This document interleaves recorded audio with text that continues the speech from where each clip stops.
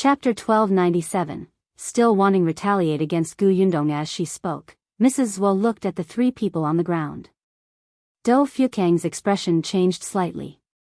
He hurriedly instructed his subordinates, carry the three of them away first and find a doctor to treat them. Yes. Soon, someone hurriedly took the three Duan family members away. Mrs. Zhuo was still smiling. What's the point of taking them away now? There's no antidote for my poison. Even if you want to make an antidote now, they won't be able to stay alive for that. Ha ha ha ha. Dou Fukang's face was ashen. Lin Junlan, now that the evidence of your murder is conclusive, what else is there to say? There's nothing to say. Dou Fukang frowned. Take her away. His subordinates immediately grabbed Mrs. Zhuo and left, including the rest of the people in the manor. They were all captured in one fell swoop. However, one person was missing. Mrs. Zhuo was relieved to see that he was not among them. She smiled as if nothing had happened to her. But when she was pressed into the carriage, she could not control herself. She glared fiercely at Gu Yundong. Just you wait. Gu Yundong put away the crossbow and looked at her. She smiled and said, wait for what? For you to take revenge on me? Do you think you still have a chance to come out after entering the prison? Do you think I can't get out? Young lady, you'll regret what you did today. With that, Mrs. Zhuo was pushed into the carriage. The carriage rode all the way to the prefectural city until it reached the prison. Mrs. Zhuo staggered when she was pushed into the cell, but she soon regained her balance and snorted. Then, she turned around and looked at the people who had grabbed her and treated her rudely. She looked like she wanted to remember everyone and not let anyone off in the future. Gu Yundong was extremely disgusted by her gaze. Thinking of how she and her dead husband had never done anything good and specialized in child trafficking, she wished she could beat her up. At the thought of this, she really did it. Dou Fukang was shocked. He pulled Gu Yundong, who was rolling up her sleeves and about to enter the cell, back. You, calm down. Now is not the time for you to make a move. Seeing that Gu Yundong was still dissatisfied, he said softly, don't worry, don't worry. There will be torture during the interrogation later. I promise to make her suffer. Of course, Dou Fukang hated this woman too. More than 10 years ago, he was also a victim. When he was locked up at that time, he had seen with his own eyes the scene of children trying to escape and being caught and beaten to death. Therefore, his senses were even clearer. He wished he could replay what those children had suffered on them. Dou Fukang felt that it was not too much to torture such people. However, even though her voice was low, Mrs. Zhuo still heard her. She smiled. Torture? Sure, I'll wait. Gu Yundong narrowed her eyes. Why are you so arrogant? Do you think you can get out of this prison? Do you think someone will save you? It's none of your business whether anyone saves me or not. Then is it his business? Another unfamiliar voice suddenly sounded from not far away. Gu Yundong and Dou Fukang were overjoyed and turned around. Mrs. Zhuo looked up too. Against the light, she couldn't see who it was. When she narrowed her eyes and wanted to see clearly again, someone was suddenly thrown at her feet. Mrs. Zhuo lowered her head involuntarily. When she saw who it was, her expression changed drastically. If you find any errors, ads pop up, ads redirect, broken links, non-standard content, etc., please let us know each report so we can fix it as soon as possible. Chapter 1298. Unable to escape her confident and disapproving expression just now completely collapsed at this moment. Mrs. Zhuo squatted down in shock and flipped the man over. When she saw him clearly, she gasped. Liangzi, you didn't escape. Liangzi panted and looked in Shao Qingyuan's direction. His voice was intermittent. There are a few of them. Shao Qingyuan stood beside Gu Yundong and looked down at Mrs. Zhuo. He said, are you counting on him to save you? I know that this subordinate of yours is good at digging holes, so you thought that at night, he could also dig into the prison to save you. Although this prison is not easy to break into, I broke his limbs just to be safe. Mrs. Was pupils constricted as she stared in disbelief at Liangzi, who couldn't get up at all. Gu Yundong smiled. Madam, are you still planning to take revenge on me? I'll wait for you. Dou Fukang laughed out loud and shot a look at the people behind him. Do it. The man immediately went forward with a bowl in his hand. The bowl was filled with water. One of them grabbed Mrs. Zhua and the other poured the water into her mouth. Mrs. Zhua was no match for them at all. No matter how hard she struggled, it was useless. She drank more than half a bowl of water. Not long after, she felt weak all over. Dou Fukang shrugged and said, I see that you're very confident. I'm afraid that you have more tricks up your sleeve, so I'll add another layer of protection. I'm very good to you, right? You, Mrs. Zhua glared at them with bloodshot eyes. Unfortunately, Gu Yundong and the other two turned around and left. Liangzi was also dragged away and sent to the cell where the male prisoners were imprisoned. Mrs. Zhua clung to the railing, but she didn't have much strength left. Soon, she fell to the ground again and could only shout at their backs, Come back! Come back! Gu Yundong and the other two turned a deaf ear. When they walked out of the cell, the three of them let out a sigh of relief. We've finally caught this malignant tumor. It's all thanks to your help today, Dou Fukang said. Shao Qingyuan shook his head and looked at the guards behind Dou Fukang. It's all thanks to Lord Dou. To be honest, even if the few of them joined forces and considered every possibility, the lack of manpower was the greatest disadvantage. General Dou was short of manpower, but he had given them a few capable guards. Otherwise, Shao Qingyuan would not have been able to pursue Liangzi so smoothly. This Liangzi was indeed very skilled. No wonder Duan Qian had suffered such a huge loss at his hands even with his guards. Moreover, Liangzi was good at digging holes. If not for the fact that he was not in Qingyuan Prefecture more than 10 years ago and that Zhua Hong was beheaded not long after he was captured, the man would probably have been saved. I'll leave the interrogation to you, Shao Qingyuan said. Dou Fukang raised his eyebrows. Don't worry. Not many people can withstand my father's interrogation. His father should be almost done with the matters at hand, and could take the time to help interrogate them. He thought that they should be able to dig out a lot of things from these people. Right, he had to report the situation to the prefecture magistrate, who was originally in charge of capturing the human traffickers. It was only because this matter involved his family that the prefecture magistrate handed it over to Dou Fukang. After the matter was settled, he had to give an explanation. Gu Yundong nodded. All right, let's go and see Second Master Duan and the rest. If you find any errors, ads pop up, ads redirect, broken links, non-standard content, etc., please let us know each report so we can fix it as soon as possible. Chapter 1299, Duan Qian and Second Master Duan meet. Hence, the two sides parted ways. Dou Fukang brought a few guards and hurried to the backyard of the government office. Gu Yundong and Shao Qingyuan went to Huimin Medical Center. Second Master Duan and the rest were sent there. When they arrived at Huimin Medical Center, they saw Shaowen coming out. Shaowen heaved a sigh of relief when he saw them. How is it? Gu Yundong asked. Shaowen shrugged. It's fine. Young master's medicine only makes their stomachs hurt for a while. It's not fatal. It's just that they're still unconscious now. They'll be fine when they wake up later. They would probably be a little frightened. That's right. Mrs. Was lethal poison had been switched long ago. The poison she had fed Second Master Duan was developed by Shao Qingyuan. Although it looked the same on the outside, the effects were worlds apart. However, Shao Qingyuan was very curious about Mrs. Was poison. He was thinking about studying it when he was free to see what ingredients were in it, if it was really incurable, and if it would take an hour to kill the target as she said. As he pondered, he walked towards the backyard of Huimin Medical Center. Second Master Duan's family of 3 lay on the bed together, looking peaceful. Gu Yundong wanted to laugh. She did not have a good impression of the 3 Duan family members, but it was still up to Duan Qian to decide how they wanted to deal with this matter. Speak of the devil.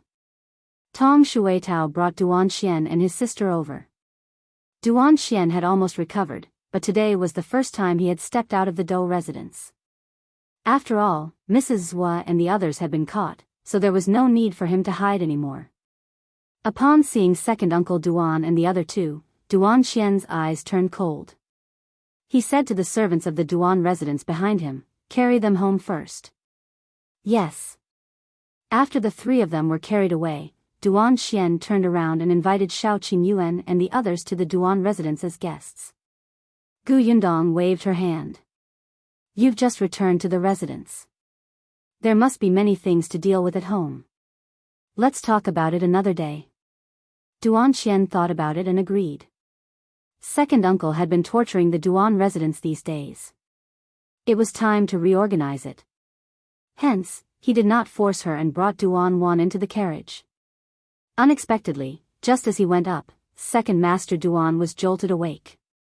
The moment he opened his eyes, he suddenly met Duan Qian's cold eyes. He immediately gasped and was so shocked that he could not even speak. After a while, he muttered, "I'm indeed dead." Then his head lolled and he closed his eyes again. Duan Wan sneered. "So what if you're dead? My brother is still alive and well." Second Master Duan suddenly opened his eyes again. He looked at Duan Wan and then at Duan Qian, but the shock on his face intensified. Immediately after, Duan Qian's cold voice sounded in his ears.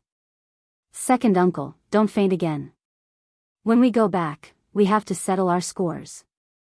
"Ah," Second Master Duan suddenly screamed. He wasn't dead. He really wasn't dead. Not only was he not dead, he was back. If Duan Qian was with Duan Wan, then all the things Second Master Duan had done would be known. No, wasn't he poisoned by Mrs. Zhua? What was going on now? Second Master Duan's mind was filled with messy thoughts. In the end, he couldn't take it and fainted again.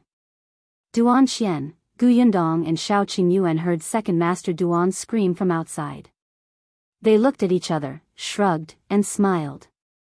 "We're almost done here. It's time for us to prepare to go to the capital." They couldn't wait. If you find any errors, ads pop up, ads redirect, broken links, non-standard content, etc., please let us know each report so we can fix it as soon as possible. Chapter 1300, Yundong's shock. However, on the third day after Mrs. Zhua was arrested, Dou Fukang came to them with a confession. After entering the backyard of the provision store, he immediately poured a glass of water for himself. "I told you that my father would definitely be able to pry open these people's mouths." He pointed at the paper on the table. This was all stated by Mrs. Zhua's gang. "I really didn't expect there to be so many people. Although most of them are in Qingyuan prefecture, there are also many in the other prefectural cities. Furthermore, they even accept those fiendish outlaws." Yundong took the list from the table. There were indeed many names, gender, and age written densely on it. There were also some people whose addresses were marked at the back. "General Dou is amazing. You dug out so much." "Of course." Dou Fukang smiled. "You can't imagine my father's methods. Even a spy wouldn't have a good time in his hands, let alone this group of scumbags who only know how to bully the weak. Only Mrs. Zhua and that Liangzi have some backbone. At first, they refused to say anything, but it was useless when they met my father. They are afraid of death anyway and don't have the courage to commit suicide. Most of the information on this paper was revealed by them." Mrs. Zhua had been full of confidence just now because Liangzi would save her outside. Now that there was no hope and she could not withstand the pain, she had said what she should and should not say. According to his father, she had even told him some secrets from more than 10 years ago. Sure enough, pain could stimulate one's memory. Dou Fukang expressed that he had learned it. "Your father is also avenging you. That was why he did his best." Yundong's gaze was fixed on the list on the paper as she read it. Just as she was about to finish reading, her gaze suddenly froze and her fingers stopped. Beside her, Shao Qingyuan's expression changed slightly as he looked at one of the names in shock. Dou Fukang didn't notice their expressions and continued, my father is indeed quite angry about what happened more than 10 years ago. During the investigation at that time, many children were killed by them. Therefore, when he tortured them, he was really ruthless. So, sister-in-law, you don't have to worry that Mrs. Zhua and the others weren't taught a good lesson. You should feel more or less satisfied. Do you think, halfway through his sentence, he realized that something was wrong with the two of them? Why did they not even blink when they stared at the paper? Dou Fukang waved his hand in front of them. What's wrong with you two? Gu Yundong suddenly came back to her senses and looked at Shao Qingyuan in disbelief. What's going on? Is there a problem with this list? Gu Yundong exhaled slowly and pointed at a name on it. Was this person once in cahoots with Mrs. Zhua? Dou Fukang tilted his head and looked over. Li Fashing from Yongfu Village in Fengkai County. Fengkai County, Yongfu Village? Dou Fukang suddenly looked at them. By the way, you guys are from Yongfu Village in Fengkai County. Then this person knows you guys? More than that. Gu Yundong narrowed her eyes and reached out to hold Shao Qingyuan's hand. Her voice was low and filled with hatred. This person is Shao's grandfather. No, I shouldn't say grandpa. He was the one who carried brother Shao away when he was still young. Dou Fukang was stunned. Qingyuan, weren't you originally from Yongfu Village? Taken away? So he wasn't a child born and raised in Yongfu Village? This Li Fasheng. If you find any errors, ads pop up, ads redirect, broken links, non-standard content, etc., please let us know it report so we can fix it as soon as possible. Chapter 1301, Old Li's Identity. Shao Qingyuan suddenly stood up. Who did you get this name from? I want to know about Li Fasheng. If Old Man Li was once a member of this gang, then it was possible that he had been carried away by this group of people. Perhaps he could find out the whereabouts of his biological family. However, even Shao Qingyuan did not expect Old Li to be a human trafficker previously, and he was even working with such a large gang. No wonder he was often not in Yongfu Village and always looked for work in the prefectural city. Shao Qingyuan thought of the scene when he was sold to the human traffickers by Boss Li and his wife when he was 8 years old. After he escaped, Old Li said that he had been looking for him, but he couldn't find him. Now that he thought about it, the man might have known long ago. Dou Fukang glanced at the paper and said, I found out from Liangzi. Let's go, I'll bring you guys to take a look now. The three of them quickly left the grocery store and headed to the prison. Liangzi had been tortured yesterday. He was in a better state today, but he was still covered in injuries and looked very miserable. His limbs had already been reattached. According to Dou Fukang, Liangzi had requested it himself. He would only confess after his limbs were reattached. General Dou got someone to treat him. This gave Liangzi some hope and made him feel that he could escape, and that he did not have to risk his life to protect the secret. In the end, Liangzi really confessed a lot. However, the guards in this cell had been replaced by General Dou's men. If Liangzi wanted to escape, he had to see if they allowed it. Shao Qingyuan and the other two stood at the corner of the cell and looked at the huddled figure from afar. Dou Fukang said, I'll get someone to ask. We can just listen here. Shao Qingyuan nodded. Gu Yundong held his hand tightly and refused to let go. Soon, someone entered and walked to Liangzi's side. Liangzi heard the footsteps and raised his eyes slightly. He was still lying motionless on the straw. He only asked weakly, Is there anything else you want to ask? Among the people you recruited previously, was there a person called Li Fasheng from Yongfu Village? Liangzi frowned and seemed to think for a long time before replying, Did I mention him? I was stupid. This person quit a long time ago. Later, I heard that he was already dead. You don't have to catch him. Why didn't he quit? When did he quit? How could you allow him to leave? Liangzi found it strange. Why are you so curious about Li Fasheng? Just tell me. You don't have to know anything else. Liangzi secretly curled his lips and sneered. This time, he was silent for a long time, as if he was recalling what happened back then. After a long time, he slowly began to speak. Shao, Qingyuan and the others were standing not far away. They had sharp ears and eyes, so although Liangzi's voice was a little low, they could still hear him clearly. Li Fasheng. I think he quit 20 years ago. As for why he was allowed to leave, Liangzi laughed. Because he walked this path with Boss Sua. When we first did this, it was just him and Boss Sua. He didn't want to do it anymore. As long as Boss Sua agreed, no one dared to stop him. Shao, Qingyuan and the others were stunned. Old Li was actually a leader? If Sua Hong had not died, he would already be in his 50s. In that case, Old Man Li was only a few years older than him. It was indeed possible for them to collaborate to commit a crime. If you find any errors, ads pop up, ads redirect, broken links, non-standard content, etc., please let us know each report so we can fix it as soon as possible.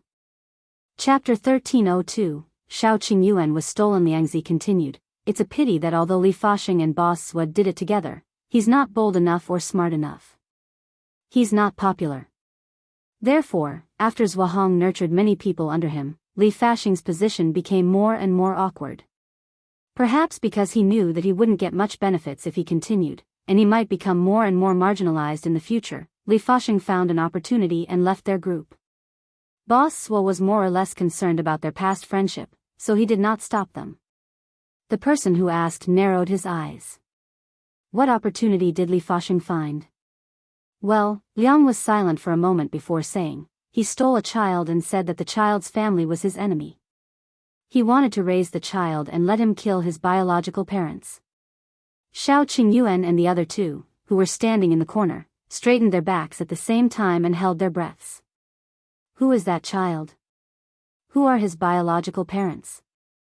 Liangzi finally raised his head and looked at the person who asked the question. He said, I don't know. I only know that the child was stolen from the capital. At that time, Li Fasheng and I went to the capital together. That day happened to be the night of the Mid-Autumn Festival. There was a lantern festival in the capital. There were people crowded on the street. Li Fasheng and I wanted to take the opportunity to do something. He seemed to be recalling something and said slowly, at that time, the two of us were staring at the people coming and going on the street. Suddenly, we saw a young couple. When Li Fasheng saw them, his gaze became very scary, as if he wanted to rush over and kill them. He was especially ferocious. I was shocked. Then, Li Fasheng asked me for help. He said that he wanted the child in his wife's arms and asked me to help steal it. After all, he's only a farmer and only had brute force. Actually, I knew that he wanted me to kill that couple. How was that possible? Why would I kill two people who didn't look like people to be trifled with for him? Li Fasheng also knew that it was impossible, so he made a deal with me to steal the child. Li Fasheng promised me that as long as I gave him the child, he would give me all the treasures he had obtained in the past few years. I know he's rich, especially rich. He hid all his money in one place, but he was actually willing to give me such a large sum of money. It can be seen how much he hated this couple. The person who asked the question was silent for a moment before speaking again. Do you know what hatred Li Fasheng had for that couple? Liangzi looked up at the top of the cell. I don't know. What's the status of that couple? Liangzi suddenly looked at him with a faint smile. You seem to be very curious about Li Fasheng. Why? He's already dead. Could it be because of that child? Just say it.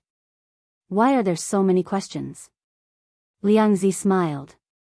It was a little too much and pulled at the wound on his face. It hurt so much that he snorted before replying in a low voice, I don't know the identity of that couple. After stealing the child, we didn't stay in the capital anymore. We directly left the city and ran far away. You don't know the identity of the couple? Yundong frowned. Didn't that mean that there were still no clues? Do you remember what the couple looked like? Liangzi paused and narrowed his eyes as if he was thinking for a long time before saying, what they looked like. It's been 20 years. How can I still remember what they looked like? After a pause, he continued, I just vaguely remember that the two of them were good-looking. They were a perfect match. If you find any errors, ads pop up, ads redirect, broken links, non-standard content, etc., please let us know each report so we can fix it as soon as possible. Chapter 1303, Special Bracelet, what else? The person who asked the question frowned. This range was too wide. There were many good-looking couples in the world. What was the use of saying this? Also, Liangzi pondered for a moment. By the way, the wife was wearing a very special silver bracelet on her wrist. There's a leaf on one side of the bracelet and a small bead on the other. Coincidentally, the small bead could be pressed into the leaf with a light clasp. That child especially liked to grab this bracelet with his hand, so I have some impression. Yundong, who was not far away, hurriedly asked someone to bring a brush and paper over. She drew the bracelet according to Liangzi's words. The bracelet was a little strange, but Yundong still handed the drawing to the person who asked. Liangzi looked at the picture and then at the corner. He smiled. There seems to be something missing. He thought for a while and suddenly frowned. Oh right, there were 3 different colored tassels in the middle. The child must have seen that and went to catch it. Yundong was speechless. She suspected that Liangzi was lying. However, she still drew the tassels on the original bracelet. This time, the bracelet was even stranger. This time, Liangzi nodded. That's about it. Yundong looked at the drawing on the paper and exchanged glances with Shao Qingyuan. The guy had already asked enough questions and knew that they had met the couple on that street. Moreover, if what Liangzi said was true, that couple must have doted on Shao Qingyuan a lot. Yundong was willing to believe that. The 3 of them walked out of the cell. Dou Fukang asked curiously, do you think what he said is true? Could he be lying to us? When you torture him again, just say that he lied and beat him up to see if he will change his confession, Shao Qingyuan suggested. Dou Fukang couldn't help but give him a thumbs up. How ruthless. It's fine. Compared to him, I'm already considered kind. Dou Fukang thought about it and felt that it made sense. With Liangzi's evil deeds, it wouldn't be too much to punish him a few times physically. Besides, compared to Liangzi, Shao Qingyuan was a victim. He had been stolen by Liangzi. After taking a few steps, Yundong suddenly reminded Dou Fukang, I see that Liangzi has been lying motionless on the straw pile. Is there something wrong? Dou Fukang was stunned. You suspect that he dug a hole down there? He instantly stopped in his tracks. I'll go back and take a look. Then, he hurriedly walked into the cell. After a while, he came out again with a relaxed smile on his face. He waved at Yundong. It's okay. He can't escape. But you're right. The guard said that he did dig a hole. However, digging a hole was useless. This cell was different from ordinary cells. You could not dig out at all. No wonder General Dou reattached Liangzi's limbs without hesitation. Yundong stopped paying attention and went to a silver shop with Shao Qingyuan. He got someone to make a silver bracelet according to the blueprint. The boss of the silver shop asked them to come and collect it 2 days later. He guaranteed that it would be exactly the same as the drawing on the blueprint. Even if it was different, it could be changed. Only then did Yundong and Shao Qingyuan leave. 2 days later, they obtained the silver bracelet from the silver shop. How should she put it? Although it was a little strange when drawn, it was fun after it was made. Yundong held the silver bracelet in her hand and turned to look at Shao Qingyuan. The latter also looked at the bracelet, and something flickered in his eyes. If you find any errors, ads pop up, ads redirect, broken links, non-standard content, etc., please let us know each report so we can fix it as soon as possible. Chapter 1304, Liangzi is dead. Brother Shao, your mother must have doted on you. The bracelet was not pretty, but its color attracted the attention of children.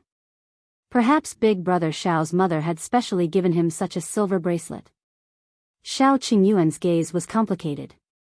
He took the bracelet and remained silent for a long time.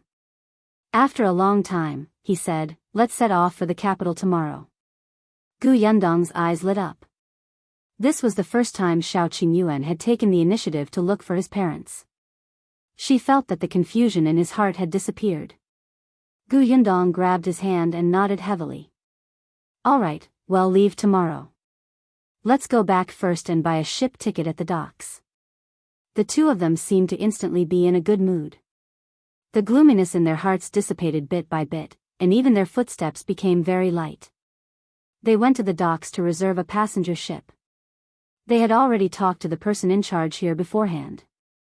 Moreover, they had come with Do Fukong at that time and asked about the price, the time to leave the ship, and some things to take note of. Now that they had come again, it was not so troublesome. They quickly decided on the time to come to the docks tomorrow and paid the deposit on the spot. The person in charge knew that they were related to young Master Do, so he did not dare to cheat them. In addition, the two of them were generous and rewarded them with silver. Therefore, he added a few more words to remind them to prepare the medicine and food for seasickness. Before Yundong and the rest left, he even gave her a simple map of the river that he had drawn. On it, he marked where the ship would pass, when it would dock, and how long it would be suitable for resupply. It was extremely thoughtful. Yundong went back and began to prepare. Then, she heard a piece of news not long after. Liangzi is dead? It was obvious that that person had a strong desire to live. Why did he suddenly die? Shao Qingyuan nodded. He was poisoned to death. Yundong could not understand. Under General Dou's watch, could anyone sneak in and poison the beam? Unless, Shao Qingyuan said, it was the prison head who poisoned him. The prison head's son was kidnapped by Liangzi and the others many years ago and was later killed. When the prison head heard Liangzi's confession, he had hatred in his heart. Now that General Dou was almost done with the torture, Liangzi no longer had any useful value. When he was delivering food to Liangzi, he poisoned the food and personally avenged his son. Yundong sighed when he heard this. This was probably what it meant to commit evil and bring about self-destruction. What about Mrs. Zhua? Mrs. Zhua is in the women's prison. The prison head can't get in touch with her, so he didn't have the chance to do anything. However, the prison head also said that Liangzi looks even more dangerous. He was afraid that the man would escape when he was sent to be beheaded, so he couldn't wait to do it. Yundong was speechless. Very good, this reason was very good. By the way, Duan Qian knew that we were leaving and specially invited us to the residence tonight. He also invited Do Fukong. All right, well, go in a while. I have something to tell Duan Wan. The two of them changed their clothes and brought Shao Wan and Tong Shuitao to the Duan residence. When she entered the hall, she saw that Do Fukong was already there and talking to Duan Qian. Upon seeing them, Duan Qian immediately stood up and greeted them. You're here. Sit here. Duan Wan quickly came over and pulled Yundong aside to talk. Unexpectedly, the first thing she said was a heavy bomb. Yundong was shocked. If you find any errors, ads pop up, ads redirect, broken links, non-standard content, etc., please let us know each report so we can fix it as soon as possible. Chapter 1305, The End of Second Master Duan's Family. Duan Wan married Old Master Zheng, Duan Wan said. Yundong's hand, which had just picked up the pastry, froze. After a while, she asked softly, really? Yes, my big brother did it. I feel especially relieved now. This was really giving Duan Wan a taste of her own medicine. Duan Qian returned everything that Second Master Duan had done to Duan Wan. Yundong had been paying attention to Mrs. Zhua these days. Later on, she was very concerned about Shao Qingyuan's background and did not pay attention to the Duan family. She did not expect Duan Qian to make such a big move in just a few days. Is Duan Wan willing to marry him? Duan Wan pursed her lips. Of course not, but what's the use of her not being willing? As long as second uncle and second aunt agree, she has no choice but to marry. It's her parents' order to matchmake, so how can Duan Wan have the right to object? Besides, my brother directly cut off Duan Wan's monthly allowance and removed the maids beside her. There's not even a servant in her courtyard to serve her. There's no one to cook, clean, or serve her. It's just 2 days. She couldn't take it anymore after 2 days and cried and agreed to marry old Master Zheng. Although old Master Zheng was old and had many concubines, and the Zheng family was not as rich as the Duan family, at least she would have food, drinks, and people to serve her. Moreover, her parents had agreed because of Duan Qian's methods, and no one supported her. It was useless even if she resisted. After that, Duan Wen married into the Zheng residence. But Gu Yundong did not need to think to know that Duan Qian would definitely focus on suppressing the Zheng residents in the coming days. Back then, old Master Zheng had also participated in the incident that destroyed Duan Wan's innocence. How could Duan Qian let him off? What about second Master Duan and his wife? My brother sent them back to the hometown. The Duan family's hometown was in the countryside and was very remote. There was naturally no one to serve second Master Duan and his wife. From now on, they would have to earn money and spend whatever they earned to eat and drink. The two of them were used to living a comfortable life.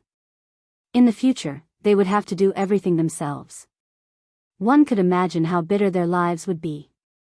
Especially in front of Mrs. Zhua, the two of them had fallen out and fought on the spot. That incident was like a thorn between the husband and wife, and it would stir up trouble from time to time. The two of them would probably have a lively life in the future. Where's second young Master Duan? Duan Wan sighed.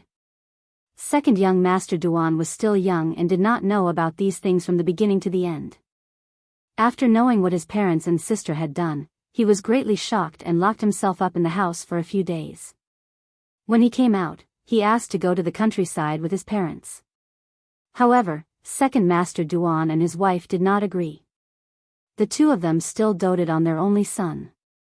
They begged Duan Qian to let second Master Duan off and let him continue to stay in the Duan family and study.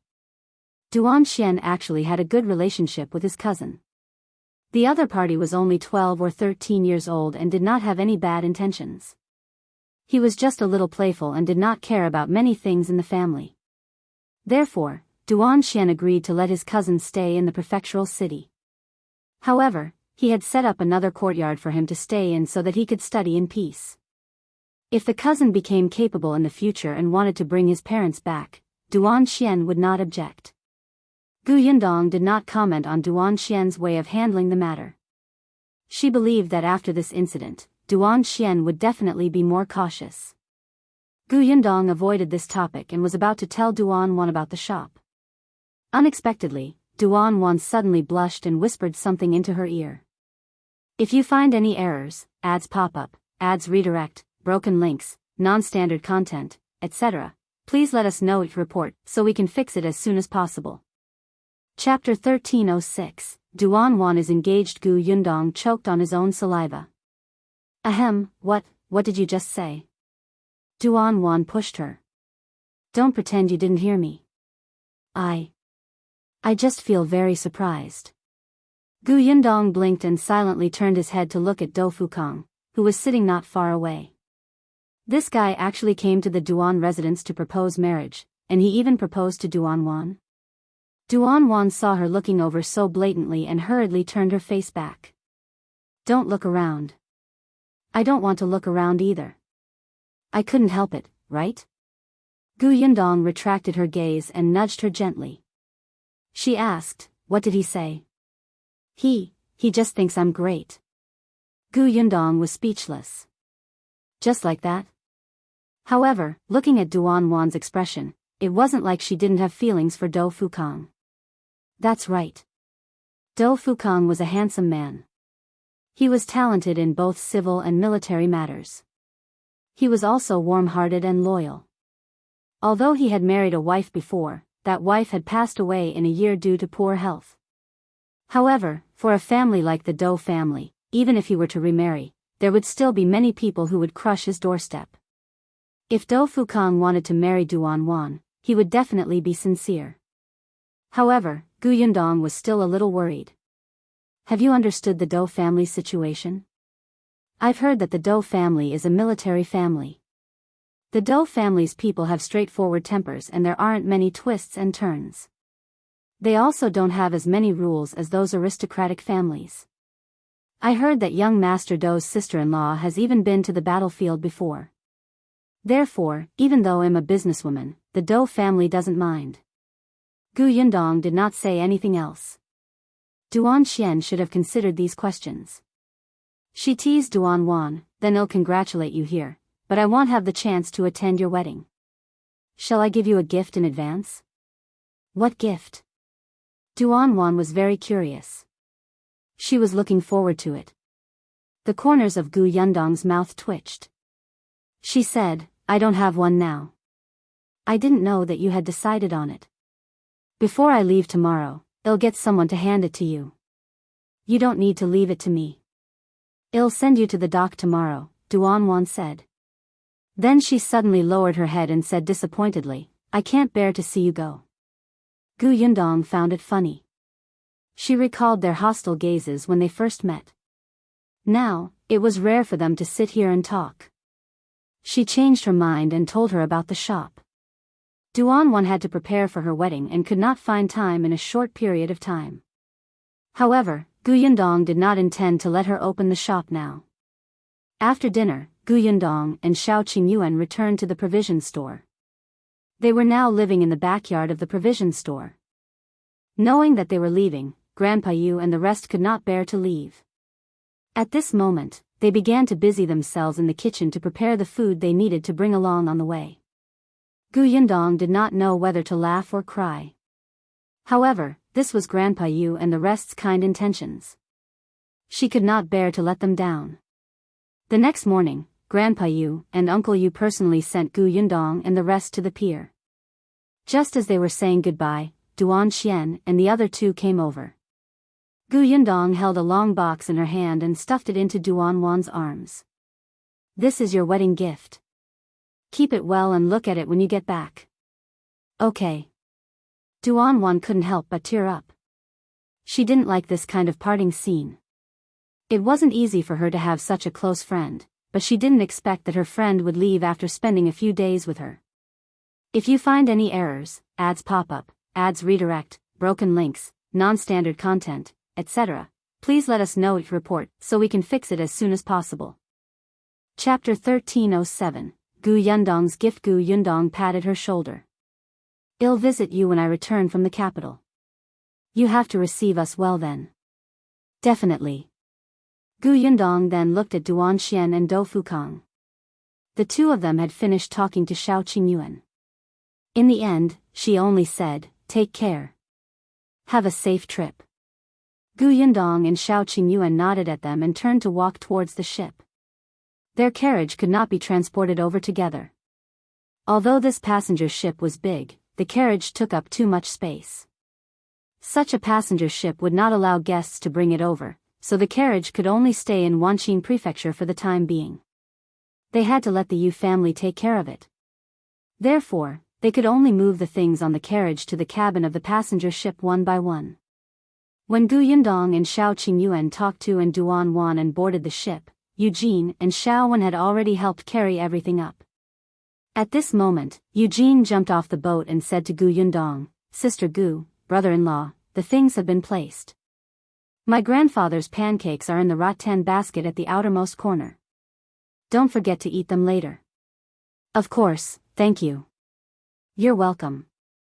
Eugene stood beside his father and grandfather and waved at Gu Yundong and the others. Gu Yundong heaved a sigh of relief before turning around and entering the cabin with Shao Qingyuan. The cabins here were not big. There were many rooms. The cabin that Gu Yundong and Shao Qingyuan were staying in was not bad. It was on the upper floor. Although it was small, it was clean. There were cabinets and windows in the room. Occasionally, sunlight would enter. There were 2 more floors under the cabin they were in. These 2 floors had no windows and the rooms were not big. Moreover, the bottom floor was almost filled with large bunks. It was a little messy and damp. Gu Yundong opened the windows and saw Uncle Yu, Duan Wan, and the others still standing at the pier, as if they would not leave until the boat left. Duan Wan could not help but look at the long box in her hand. She quietly ran to the back of the carriage and opened the box. Then, she saw a scroll. Duan was stunned. Jilan, who was beside her, was also curious. She took the box from Duan's hand and asked, Mrs. Shao gave you a scroll. Could it be some famous painting? She thought it would be jewelry or something. Duan suddenly thought of the portraits of Mrs. Zhua and the others drawn by Yundong. Her eyes lit up and she eagerly opened the scroll. Wow! Jilan widened her eyes and exclaimed, it's Miss and her future husband. Duan also held her breath as she looked at the characters on the scroll. There were two people on it, a man and a woman in a red wedding dress with a happy smile on their faces. The man was Dou Fukang, and the woman was her. The portrait was very vivid, as if it was copied from their faces. The two of them were next to each other, and they actually looked like husband and wife. This time, Yundong had colored the portrait, so it looked even more lifelike. That's right. You can hang this painting in your room after we get married in the future. A familiar voice suddenly came from behind. Duan suddenly came back to her senses and saw Dou Fukang standing behind her. Her face immediately turned red. She hurriedly put away the portrait, rolled it up, and stuffed it into the box. Without looking up, she said, This was given to me by Yundong. Of course, I'll decide where to hang it. With that, she lowered her head and walked back to the dock. I'll go thank Yundong. If you find any errors, ads pop up, ads redirect, broken links, non-standard content, etc., please let us know each report so we can fix it as soon as possible. Chapter 1308, Where did Tong Shuitao go? After saying that, Duan quickly ran away. Dou Fukang, who was behind, smiled. I clearly heard her say that it was a wedding gift for the two of us.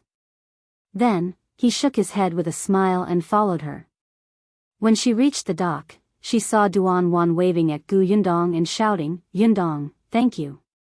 Duan's voice could not be heard because of the noise at the dock and the sound of the waves. Yundong could only see the corners of her mouth moving. She seemed to have heard her name, so she raised her hand and waved. Yundong only retracted her head from the window when she heard the whistle.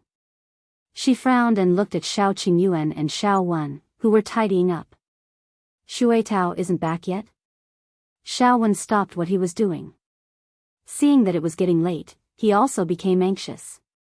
That's right. She said that she would definitely come back before the ship sailed, but I didn't see her even when the ship was about to sail. Did she say where she was going? Shao Qingyuan asked. Yundong shook her head. She said that she was going out early in the morning. I thought that she might have some private matters to attend to, so I didn't ask further. I only told her to hurry back and not miss the boat. As they spoke, Yundong felt the boat shake slightly. The boat had already begun to move.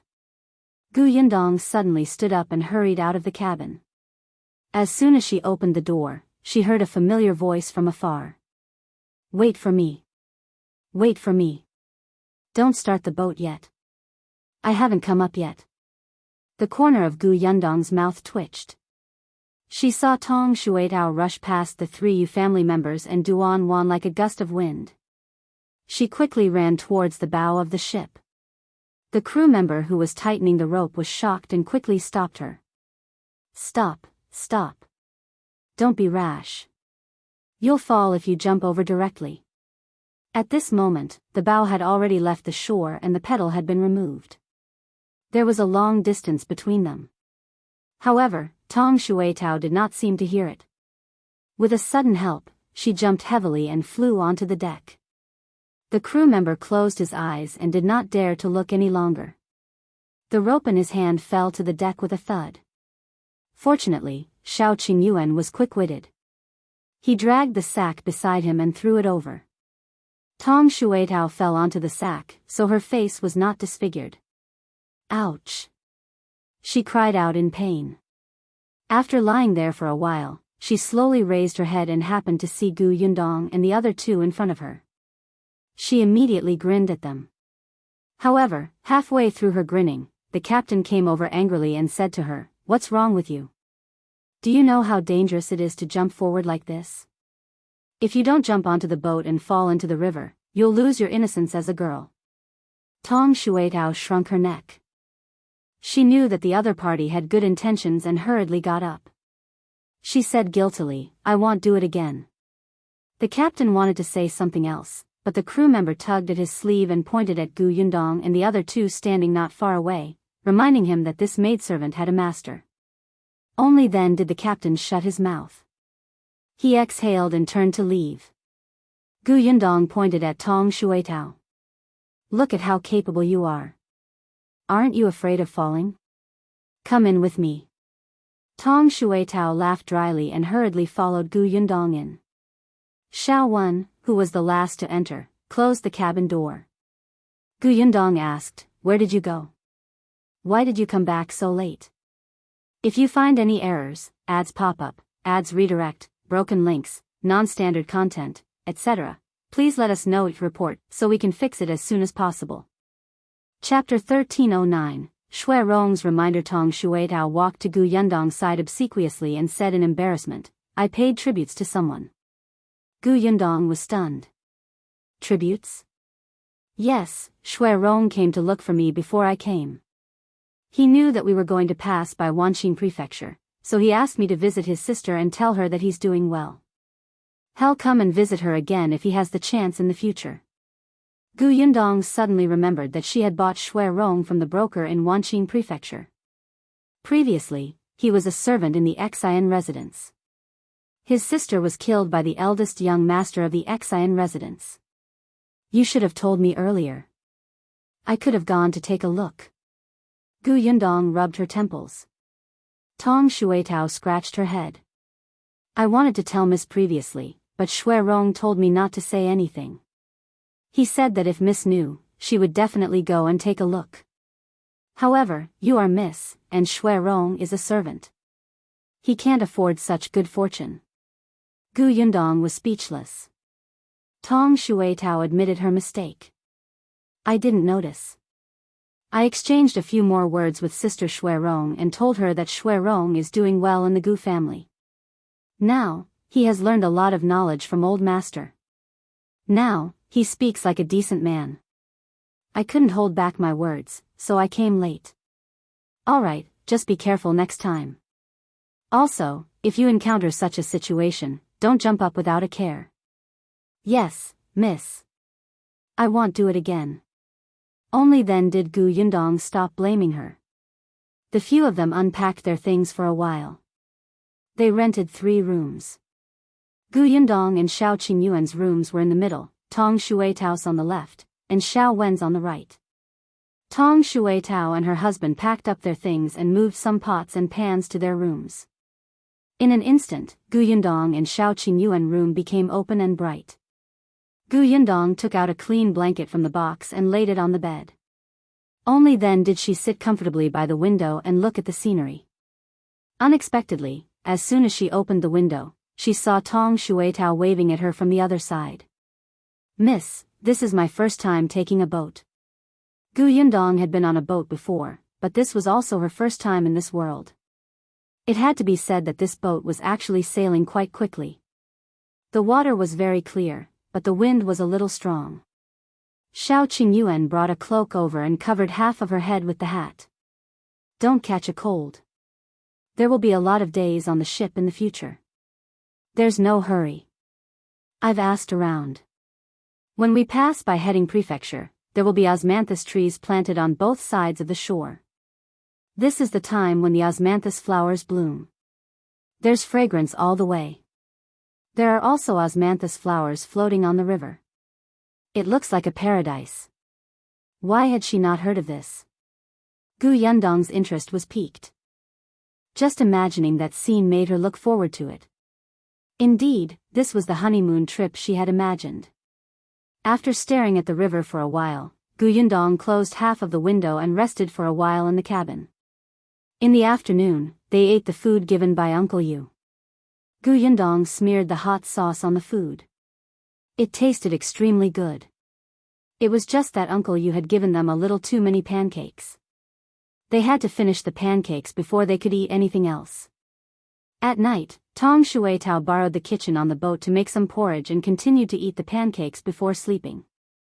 Gu Yundong had thought that everything would go smoothly, but unexpectedly, when she woke up the next day, she realized that Tong Shuitao was actually seasick. If you find any errors, ads pop up, ads redirect, broken links, non-standard content, etc., please let us know it report so we can fix it as soon as possible. Chapter 13:10. Im really trash. Gu Yundong looked at Tong Shuitao, who was lying on the bed listlessly. She did not know whether to laugh or cry. She was clearly quite happy and excited yesterday. She said that it was her first time taking a boat and that she had even walked through all the public places on the boat in the afternoon. Unexpectedly, after only one night, she could not get up. Shao Qingyuan gave her a seasickness pill. Only then did she feel much better, but she only felt a little better. It was impossible for her to do anything. Tong Shuitao was crying. "Miss, I've let you down. Originally, I should be the one taking care of you when you bring me to the capital. Now, I can't do anything. You have to do everything yourself. I'm really useless, really useless." Alright. This is not something you can control." Gu Yundong saw that she wanted to kill herself to apologize and quickly stopped her. "Rest first. Don't let your imagination run wild. It will get better." Tong Shuitao lay on the bed, still feeling terrible.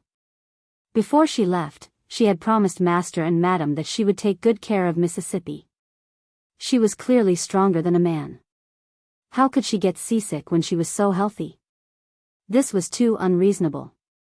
Tong Shuitao was still indignant and asked Shao Qingyuan for a few more seasickness pills. However, how could she take too much medicine? Shao Qingyuan only gave her enough dosage for a day and was unwilling to give her too much. After a day like this, Tong Shuitao's symptoms did not lessen. Instead, it made the young miss and her husband feel uneasy. Therefore, she could only give up and lie on the bed. After finishing the pancakes given by Uncle Yu, Gu Yundong began to cook. Originally, these things were done by Tong Shuitao. Now that she couldn't get up and Shao Qingyuan only knew how to cook porridge, the taste of Shao Wen's food could only be considered passable. Gu Yundong did not want to suffer. Coincidentally, she had nothing to do on the ship all day, so she simply cooked by herself. There were 3 kitchens on the ship. The bigger ones were used by the crew to cook, and the ship actually provided food. However, the taste of the food cooked in a pot could be imagined. In addition, there were limited ingredients on the ship, so those who were qualified would cook themselves. The other 2 small kitchens were prepared for these people. However, the small's kitchens were really small. Moreover, everybody could only use charcoal to start the fire. The stove also used charcoal. Gu Yundong had bought 2 large bags of charcoal before she boarded the ship. It should be enough to start a fire and cook. If it was not enough, she could only buy more on the way. The conditions on the ship were limited, but this was already not bad. Gu Yundong had prepared a lot of fresh food. That day, she used a small pot to stir-fry 2 dishes on the stove. She was willing to add oil and seasonings. As soon as she started cooking, the fragrance spread. Someone smelled the fragrance and came over. He swallowed his saliva as he looked at her dishes. There was also someone from a good family who wanted to spend money to buy food from Gu Yundong. Gu Yundong cooked to treat herself well, and she did not have the energy to take care of others. Moreover, Shao Qingyuan did not allow her to tire herself out. Actually, if Gu Yundong did not want to eat good food, Shao Qingyuan would have asked Shao Wen to cook or buy food from the ship. Hence, he turned down all requests to buy food from Gu Yundong. After 2 comfortable days, Gu Yundong finally saw the heading prefecture, which was filled with the fragrance of osmanthus flowers. The ship would be docked here for 4 hours. The ship would be resupplied, so everyone could get off the ship to move around. Of course, some people would get off the ship and some other guests would board. If you find any errors, ads pop up, ads redirect, broken links, non-standard content, etc., please let us know it report so we can fix it as soon as possible. Chapter 13:11. Sleepy. Gu Yundong also got off the ship and specially asked Tong Shuitao to get off and walk around. After Tong Shuitao's legs landed on the ground, she finally felt much more comfortable. Once she left, she could not bear to get on the boat. After Gu Yundong bought something nearby, she stood at the dock and waited until the boat was about to sail before getting on. Gu Yundong ignored her and got on the boat to put the things away. Shao Qingyuan and Shao Wen walked further away from the dock to buy other things in the city. Therefore, just like Tong Shuitao, they returned when the ship was about to sail. Tong Shuitao's expression was a little strange when she returned. She first glanced at her, then at Shao Qingyuan, and then at her. Then, she returned to her cabin. Gu Yundong was speechless. What the hell? She turned around and returned to the cabin. She asked Shao Qingyuan, what's wrong with her? Shao Qingyuan shook his head. Who?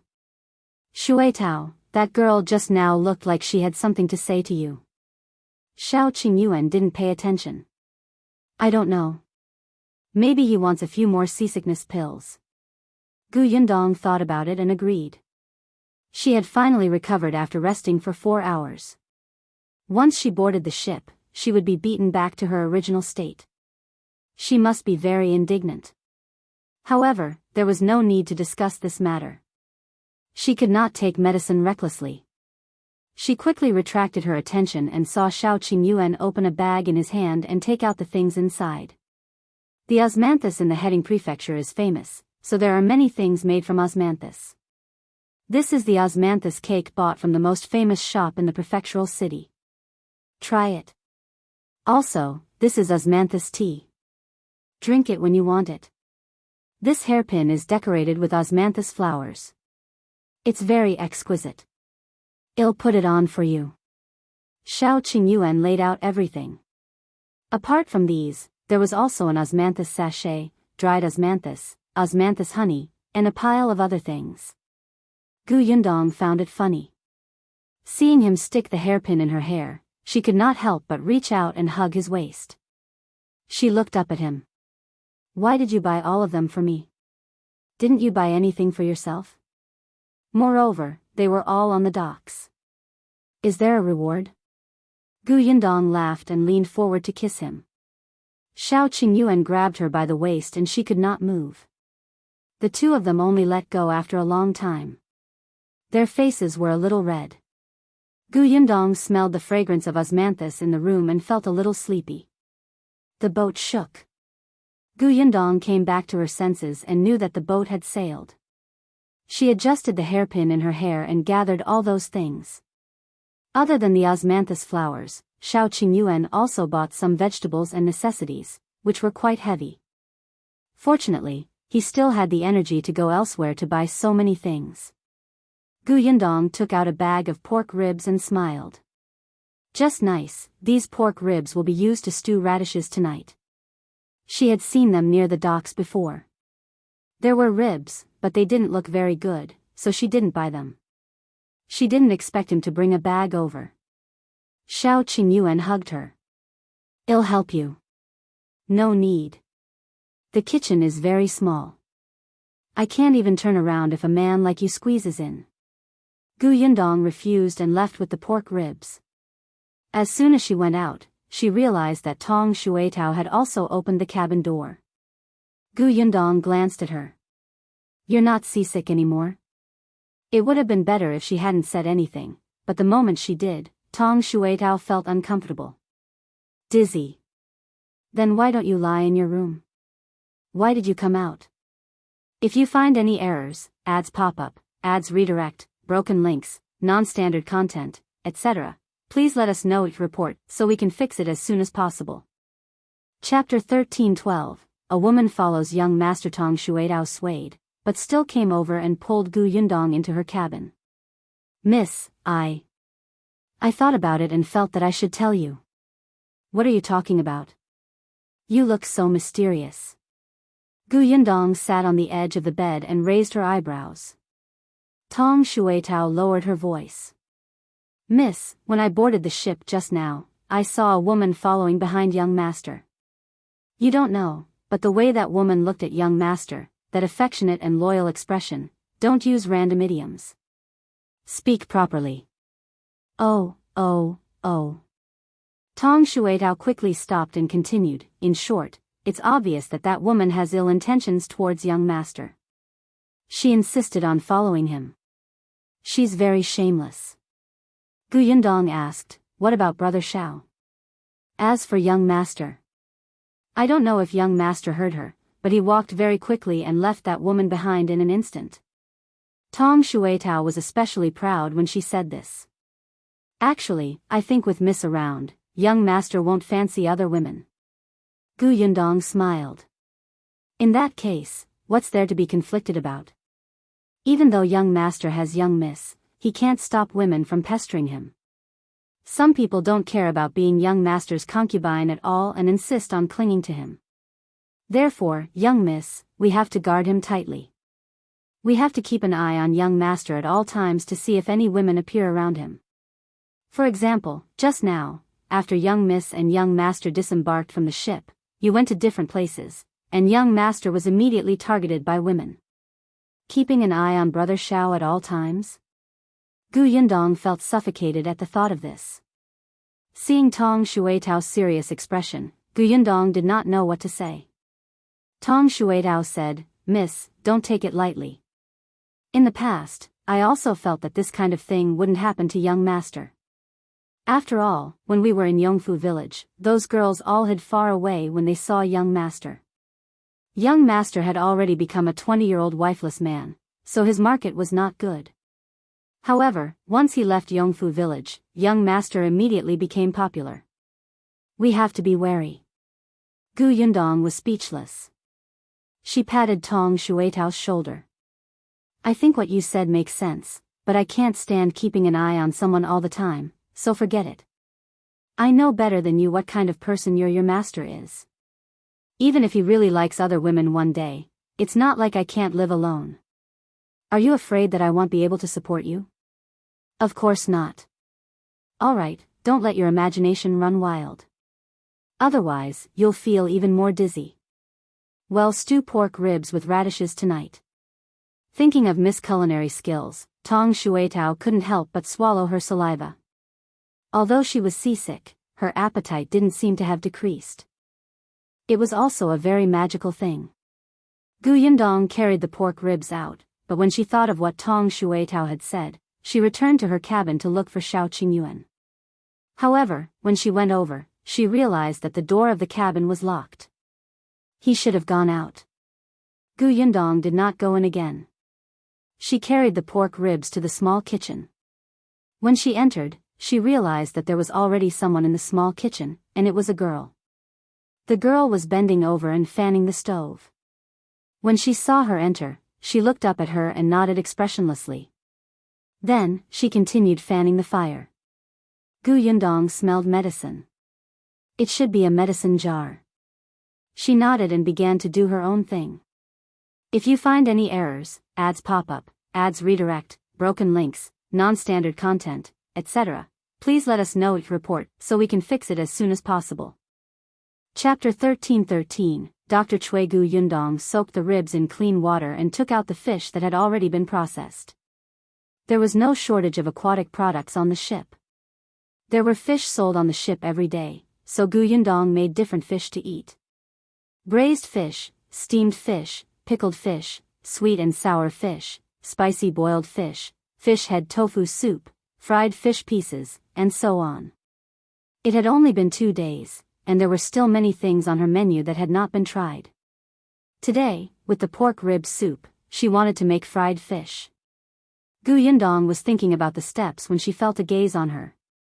She turned her head slightly and met the gaze of the girl who was brewing the medicine.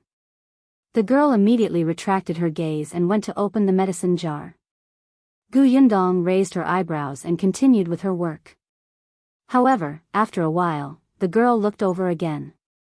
Gu Yundong turned around and she looked away. This repeated several times until another girl came in from outside. Only then did the girl leave with the medicine jar. The girl who came in later was a maidservant of a madam on the ship. She was in charge of the madam's food and had become familiar with Gu Yundong over the past 2 days.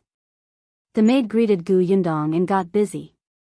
After a while, she leaned over and whispered, Mrs. Shao, do you know who the girl who went out just now was? I don't know. Gu Yundong's hands did not stop. She asked casually, do you know her? No. The maidservant shook her head. Gu Yundong, unexpectedly, the maidservant quickly said, she boarded the ship from Heading Manor today. The moment she came up, she saw many people getting seasick. They felt terrible and vomited at the side. She said that she was a doctor and borrowed the kitchen from the crew to start brewing medicine. Then, she gave it to those who got seasick. This is the 3rd jar she brewed. Gu Yundong was surprised. Doctor? She thought of the girl's expressionless face just now. With such a cold expression, she really did not look like a doctor. The maidservant nodded. My madam said that this girl is a good person. She provided the medicine for free and didn't require money. Mrs. Shao, isn't your maidservant seasick? Why don't you ask her for it too? Gu Yundong asked, are those people feeling better after taking the seasickness medicine? A little better, but you know, this boat has been sailing all this time. Even after taking the medicine, they still don't look very energetic. But at least, they're not vomiting anymore. It's not that uncomfortable. Gu Yundong nodded. Shuitao had also taken Brother Shao's medicine. Not long after, the girl returned and continued to brew medicine. The maidservant did not speak to Gu Yundong again. The 3 people in the kitchen quietly went about their business. After cooking dinner, Gu Yundong placed the food in the food box and carried it out. However, when she left, Gu Yundong could clearly feel that the medicine lattice gaze was fixed on her back. Gu Yundong frowned. She did not like this feeling. If there was anything, just say it. What did he mean by sizing her up from time to time? She frowned as she headed for the stateroom. Unexpectedly, as soon as she reached the deck, she saw Shao Qingyuan talking to a middle-aged man. Gu Yundong looked over and hesitated for a moment, but did not go over. She just carried the food box into the cabin first. When she came out to look for Shao Qingyuan again, she saw a person standing beside the middle-aged man and Shao Qingyuan. Gu Yundong narrowed her eyes. Coincidentally, that person also turned to look at her. If you find any errors, ads pop up, ads redirect, broken links, non-standard content, etc., please let us know each report so we can fix it as soon as possible. Chapter 13-14, Don't worry, she doesn't like me. It was the girl who was brewing medicine in the small kitchen. Gu Yundong's gaze met hers. A different expression appeared on the other party's expressionless face. She raised her chin slightly and then looked away as if nothing had happened. Gu Yundong, she finally understood why this woman often sized her up in the small kitchen. Gu Yundong did not respond. She turned around and entered the cabin. On the other hand, the lady was slightly stunned. Then, she sneered. Shao Qingyuan quickly ended the topic and followed her into the cabin. As soon as he entered, he realized that the other 3 were already eating. No one was waiting for him. Shao Qingyuan was stunned. He did not say anything and sat beside Gu Yundong. Hungry? Not really. But it's getting late.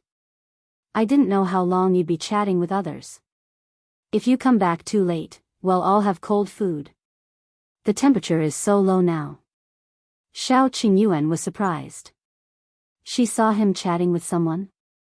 Shao Wan was especially good at reading people's expressions. When he saw that the atmosphere was not right, he quickly picked up his food and stood up. I'll go back to my room to eat. Although Tong Shuitao was a little slow because of seasickness, she also got up and left unsteadily. The cabin door closed, leaving the 2 of them alone in the room. Shao Qingyuan smiled and hugged Gu Yundong's waist. Since you saw me talking to them, why didn't you go over and meet them? Why should I? There was a beauty beside us.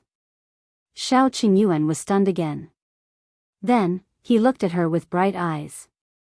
Are you jealous? Gu Yundong was speechless. She took the bowl that belonged to him and stuffed it into his hands. No. She was very reasonable. Why would she be jealous of such an unfounded thing? However, Shao Qingyuan was very happy. He was not in a hurry to eat. He placed the bowl back on the table and began to talk about the identity of the person just now. That person is an imperial physician from the capital. An imperial physician in the capital? Shao Qingyuan nodded. He's Imperial Physician Shui, who's in charge of vaccination in the Heading Prefecture. Now that the deadline to return to the capital is close, he's naturally on the ship back to the capital. That girl is his daughter and has been learning medicine from Imperial Physician Shui. No wonder she knew Shao Qingyuan. The imperial physicians from the capital should have people protecting them, right? Because of the special situation, Shao Qingyuan didn't have any guards protecting him. There are indeed two, but I don't know where they are. Usually, the guards don't interfere with imperial physician Cuis matters. They only appear when he encounters danger. Yundong glanced at him. Are you very familiar with Imperial Physician Shui? Not really. Imperial Physician Shui and Imperial Physician Song are friends, so we met a few times. This time, we greeted each other. Then Miss Shui. Does she like you? Shao Qingyuan raised his eyebrows and suddenly fell silent for a moment, as if he was considering how to answer this question. Yundong pinched him. Is it that difficult? It's not difficult, Shao Qingyuan immediately replied. Imperial Physician Shui did vaguely mention marriage, but after knowing that I already had a fiancé, he didn't mention it again. As for Miss Shui, he frowned and said affirmatively, she doesn't like me. Are you sure? Don't worry, she doesn't like me. Back then, when she found out that I proposed the cowpox vaccination method, she even scolded me for being boorish and lacking medical ethics. Do you think she likes me? If you find any errors, ads pop up, ads redirect, broken links, non-standard content, etc., please let us know each report so we can fix it as soon as possible. Chapter 13-15, None of your business. Yundong. She might not have liked him previously, but after the success of the cowpox vaccination method, it was hard to say if Miss Shui liked Shao Qingyuan. However, only she knew this the best. Yundong did not say anything else. She just reached out and pinched his face. But your face is getting more and more attractive. I might really have to hide you one day. I want to hide you too. Shao Qingyuan lowered his head and pressed down. I have no one else. Really? Shao Qingyuan smiled. His wife did not seem to know how charming she was. Not to mention the people far away, just Duan Qian, whom she had recently met in Wanqing Prefecture. When that kid first saw Yundong after he woke up, the surprise in his eyes was very obvious. Later, when he saw her husband, he hid the feelings in his eyes. However, Shao Qingyuan was a sharp person. How could he not tell? If Duan Qian had not been gentlemanly enough to keep his distance knowing that Yundong was married, Shao Qingyuan would never have cooperated with him. However, he and Duan Qian had a tacit understanding. There was no need to tell Yundong about this. Eat. Yundong did not dwell on the matter of Imperial Physician Shui and his daughter. She rested after eating. She continued to do her own thing, but the atmosphere on the ship was obviously different from the previous 2 days. There were more and more voices about Miss Cuis Bodhisattva heart. Most of these people had taken Miss Cuis seasickness medicine after they got seasickness. Yundong only shook her head when she heard that. The effects of seasickness did not last long. They had taken the medicine today, but if they did not go ashore tomorrow, they would still vomit uncomfortably. Miss Shui might be able to take care of things for a while, but could it be that she could always provide medicine for free? Did she have it? Yundong smiled and turned to enter the kitchen.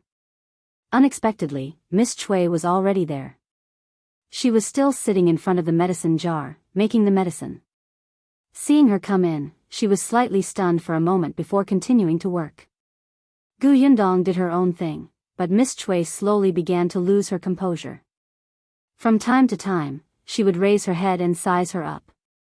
But since she did not speak, Yundong did not speak either.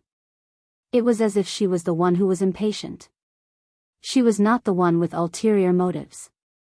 As expected, not long after, Miss Shui couldn't help but ask, "You're Shao Qingyuan's countryside wife?" Countryside, wife? This form of address did not seem wrong. Gu Yundong turned around and wiped her hands on her apron. This action indeed made Miss Cui frown. Gu Yundong found it funny. Miss Cui, what's the matter? Miss Cui? After pondering these words carefully for a moment, Miss Cui suddenly looked a little happier. It seems that Shao Qingyuan has mentioned me to you. Gu Yundong resisted the urge to roll her eyes. What exactly do you want? Miss Cui's face returned to its expressionless state. You seem to be very good at cooking. You make 3 meals a day quite sumptuously. Do you know how to cook since you were young? Shao Qingyuan seems to be very satisfied with your culinary skills. Gu Yundong would be a fool if he did not understand the meaning behind her words.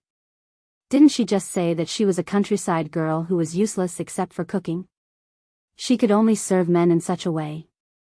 Gu Yundong smiled and said slowly and elegantly, what business is it of yours? If you find any errors, ads pop up, ads redirect, broken links, non-standard content, etc., please let us know it report so we can fix it as soon as possible. Chapter 13:16. Gu Yundong is an old woman. Shui Lan's expression froze. She looked at Gu Yundong in disbelief. You, unbearably vulgar, simply unbearably vulgar. This woman was indeed a country bumpkin who could not be shown off. Although Shao Qingyuan was also a country bumpkin in the past, he knew that he was motivated and daring. He was bold and would only continue to advance in the future. His future was limitless. But what about the woman in front of her? She had been observing her for 2 days. For the past 2 days, this woman had been wearing gray clothes and staying in this small kitchen all day to show off her pitiful culinary skills. She didn't work hard at all to be worthy of Shao Qingyuan. Other than cooking, eating, and sleeping, she would occasionally go to the deck to enjoy the breeze. What was even more unbelievable was that she clearly had a maidservant by her side, but the maidservant had been hiding inside and slacking off because of seasickness. She did not say, scold, or sell her. She actually had to serve her food. A woman like Gu Yundong could not keep up with Shao Qingyuan at all. Even a maidservant could climb over her head and lord over her. If she did not have the ability to manage the servants, wouldn't Shao Qingyuan's backyard be in chaos in the future? Cui Lan felt wronged and indignant for Shao Qingyuan. In the end, it all turned into heartache. If they hadn't been engaged long ago, why would Shao Qingyuan marry such an unbearable wife? Gu Yundong did not know that the woman in front of her had a dark expression and her heart was already in turmoil. She had been belittled to the point of being useless. She felt refreshed after saying those words. She ignored Cui Lan and continued to cook. However, after a long time of mental preparation, Cui Lan spoke to her again. Miss Gu. She suddenly extended her hand. On account of the fact that I know Shao Qingyuan, I advise you to change yourself. This is the rouge cream I concocted myself. After applying it on your face, it will make your face pale and tender. You won't become an old woman. Gu Yundong was speechless. Huh? What was this girl thinking? Her face was originally very fair and tender. It was much better than yours, all right? Just as she thought this, a surprised voice came from outside. Miss Cui, can I buy a box? Gu Yundong looked up and saw that the maid whom she knew earlier was looking at Cui Lan happily. She looked a little embarrassed. Miss Cui is a doctor. Your rouge cream is definitely the best. Can I buy 2 boxes? Of course. Cui Lan nodded. We're all women. We should help each other. Then, she looked at Gu Yundong. Miss Gu, do you want it? I won't take your money. Gu Yundong narrowed her eyes. So that was the case. Cui Lan looked expressionless and straightforward, but she was not unfamiliar with tricks. Gu Yundong glanced at the rouge ointment in her hand and then at the maid. The servant girl was looking at Gu Yundong enviously. After all, Cui Lan did not accept her money. She urged Gu Yundong, Mrs. Shao, quickly accept it. Don't let Dr. Cui's good intentions down. Gu Yundong smiled and said to Cui Lan, sure, but although this is Dr. Cui's kind intentions, I can't take it for free. I'll buy it with silver too. As she spoke, she searched her body but could not find any silver. She was instantly vexed. I didn't bring any silver. I'll go back and get it now. Dr. Cui, wait for me for a while. If you find any errors, ads pop up, ads redirect, broken links, non-standard content, etc., please let us know each report so we can fix it as soon as possible. Chapter 13:17. In that bunch of cow dung. With that, Yundong put all the dishes into the food box and walked out of the kitchen. However, just as she stepped out, she suddenly stopped. She turned to look at Cui Lan and said in confusion, "By the way, there's a question I've been wanting to ask." "What is it?" Yundong smiled innocently. "Since Dr. Cui knows that I'm married and that my husband's surname is Shao, why do you keep calling me Miss Gu? If you hadn't called me just now, I wouldn't have noticed. I heard that Dr. Cui's family is also a big family in the capital. I've never been to the capital. I don't know if the rules there are different from what I know." Cui Lan's expression suddenly froze, and so did the servant girl, Yuer. Yuer was a maid from a rich family, after all. She knew all the twists and turns. After hearing Yundong's words, the way she looked at Cui Lan changed. What did she mean by the rules in the capital were different? There was no one in the capital who called a married woman Mississippi. They were not her family. Cui Lan tightened her grip on the rouge ointment, but her voice was still cold and emotionless. It was a slip of the tongue. "I saw that Mrs. Shao was young and in her prime, so I unknowingly called you Mississippi. I won't do it again in the future." "Dr. Cui, why are you saying that I'm young again? You just said that I need your rouge cream to not become an old woman." Cui Lan's face twitched slightly. Was this woman really stupid, or was she pretending to be stupid? Women should still take precautions. Yundong was enlightened. She nodded. "You're right." Then she left. After leaving, she did not come back. She and Shao Qingyuan ate dinner happily. Shaowen and Tong Shuitao's food were brought to their rooms. After eating and clearing the dishes, Yundong crossed her arms and stared at Shao Qingyuan from head to toe. The latter felt an inexplicable chill run down his spine under her gaze. "What's wrong?" Yundong snorted.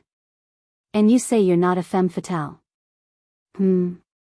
Yundong narrowed her eyes and said, "That Miss Cui is very indignant on your behalf. You're outstanding and capable, while I only know how to cook. She thinks that you're like a fresh flower stuck in cow dung after marrying me." "In that pile of cow dung?" Shao Qingyuan frowned. "She said that about you?" "I'll look for her." Was there something wrong with this Cui girl that made her wife unhappy? Shao Qingyuan stood up and walked out. Unexpectedly, Yundong suddenly stretched out her leg and pressed it against the door, blocking him. She tilted her head and snorted. "What's the hurry?" Shao Qingyuan lowered his head and held her ankle with his right hand. He moved it up her calf and carried her to sit on the bed. He hugged her waist and said, "You're not cow dung." "I am. Without you, I would have been trampled to pieces." "All right, stop talking." She had just finished her meal and did not want to discuss such a smelly topic. Even though she was the one who brought up the cow dung first. "If Miss Cui provokes you, I'll go to Imperial Physician Cui and explain. Anyway, we don't have much of a relationship." "No need." Yundong only wanted him to make a statement. She would not really blame Shao Qingyuan. "Not to mention, I want to see what Miss Cui wants to do. It's a good opportunity for me to practice in advance." "Practice? What practice?" Shao Qingyuan was puzzled. Yundong smiled and did not answer. "If you find any errors, ads pop up, ads redirect, broken links, non-standard content, etc., please let us know each report so we can fix it as soon as possible." Chapter 13:18. Coming to the door. Practicing, of course, was to compete with the girls from these rich families in advance. Based on the current information, Brother Shao's family should be either rich or noble. She did not know if they were easy to get along with. If there was someone difficult to deal with, wouldn't she have to get used to it first? Shao Qingyuan raised his eyebrows, not quite understanding. However, even if Gu Yundong told him not to care about this matter, when Imperial Physician Shui came to visit or invited him to their cabin, Shao Qingyuan still refused. Imperial Physician Shui felt that it was a pity at first, but after a few more times, he became dissatisfied with Shao Qingyuan. He felt that if a young man started to be arrogant and rude without taking his senior seriously, he would probably not be able to go far in the future.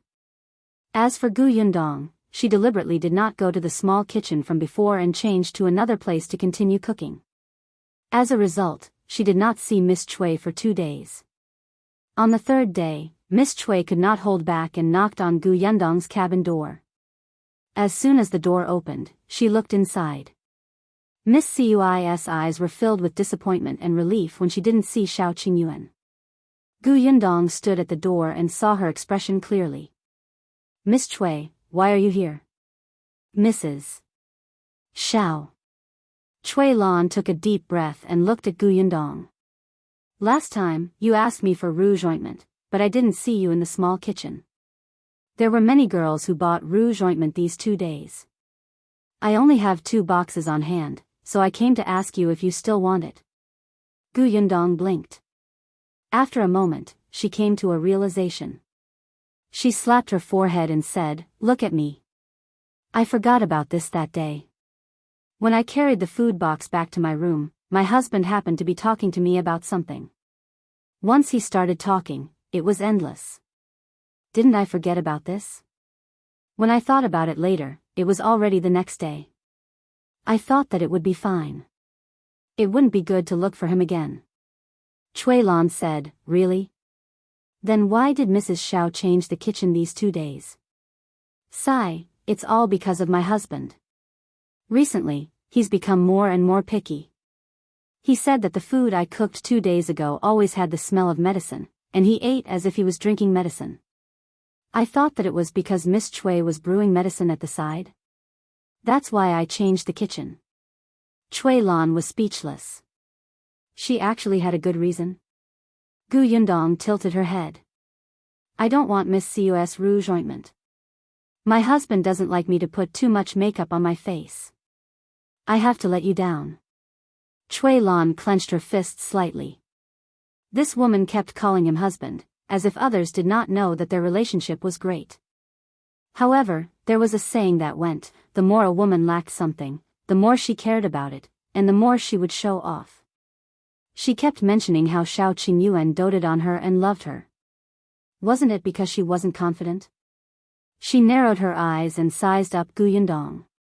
She had thought that this was an ignorant village woman, but now it seemed that she had some tricks up her sleeve.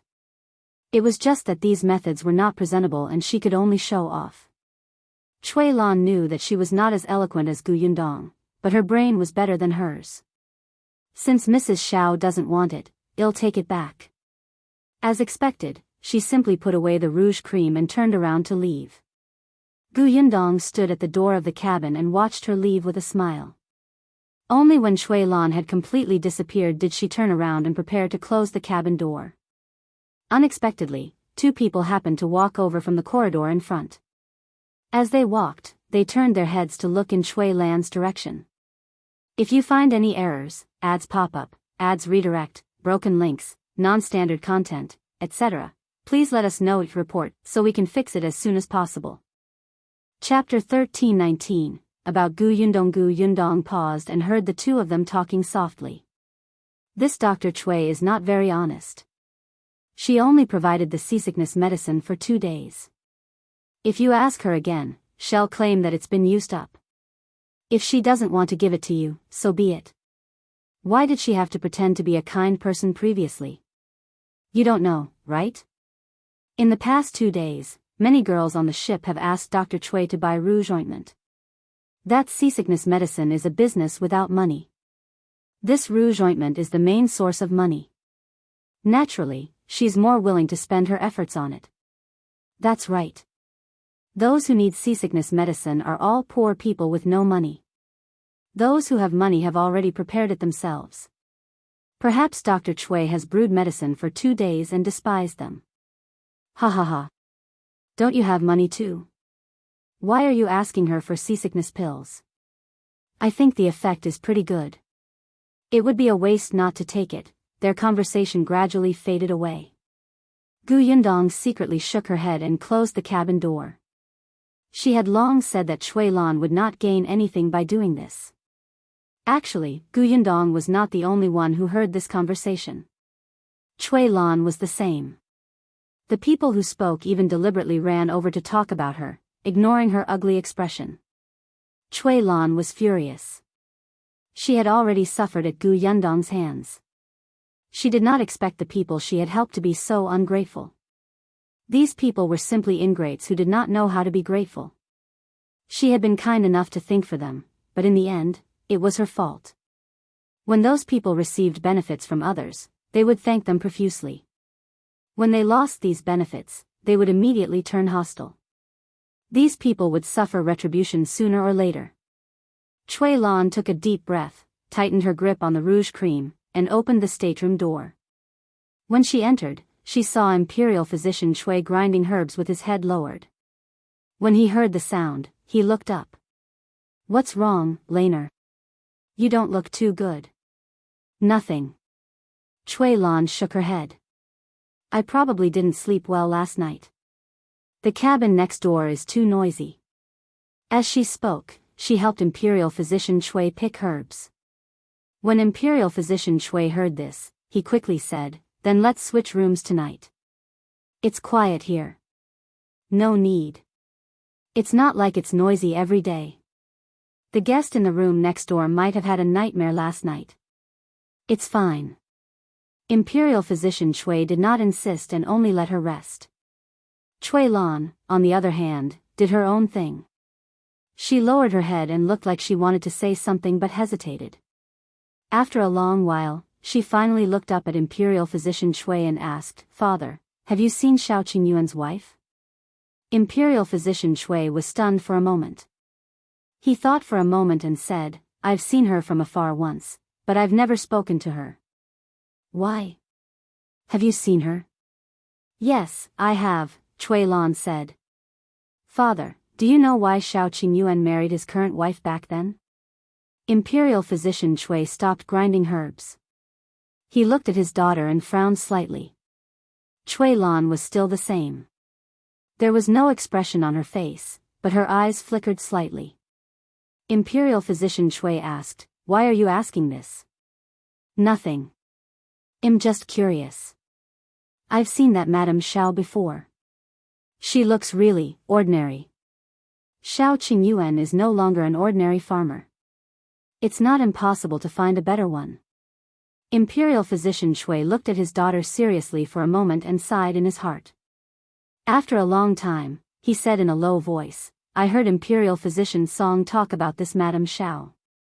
If you find any errors, ads pop up, ads redirect, broken links, non-standard content, etc., please let us know each report so we can fix it as soon as possible. Chapter 1320, Shao Qingyuan's kindness to Yundong. Chui Lan immediately straightened her back slightly and looked at Imperial Physician Chui expectantly. Imperial Physician Chui put down the tool and recalled what Imperial Physician Song had said back then. At that time, Imperial Physician Song said with a nonchalant expression, You're asking about Shao Qingyuan's fiancée? I've seen her before, of course I've seen her.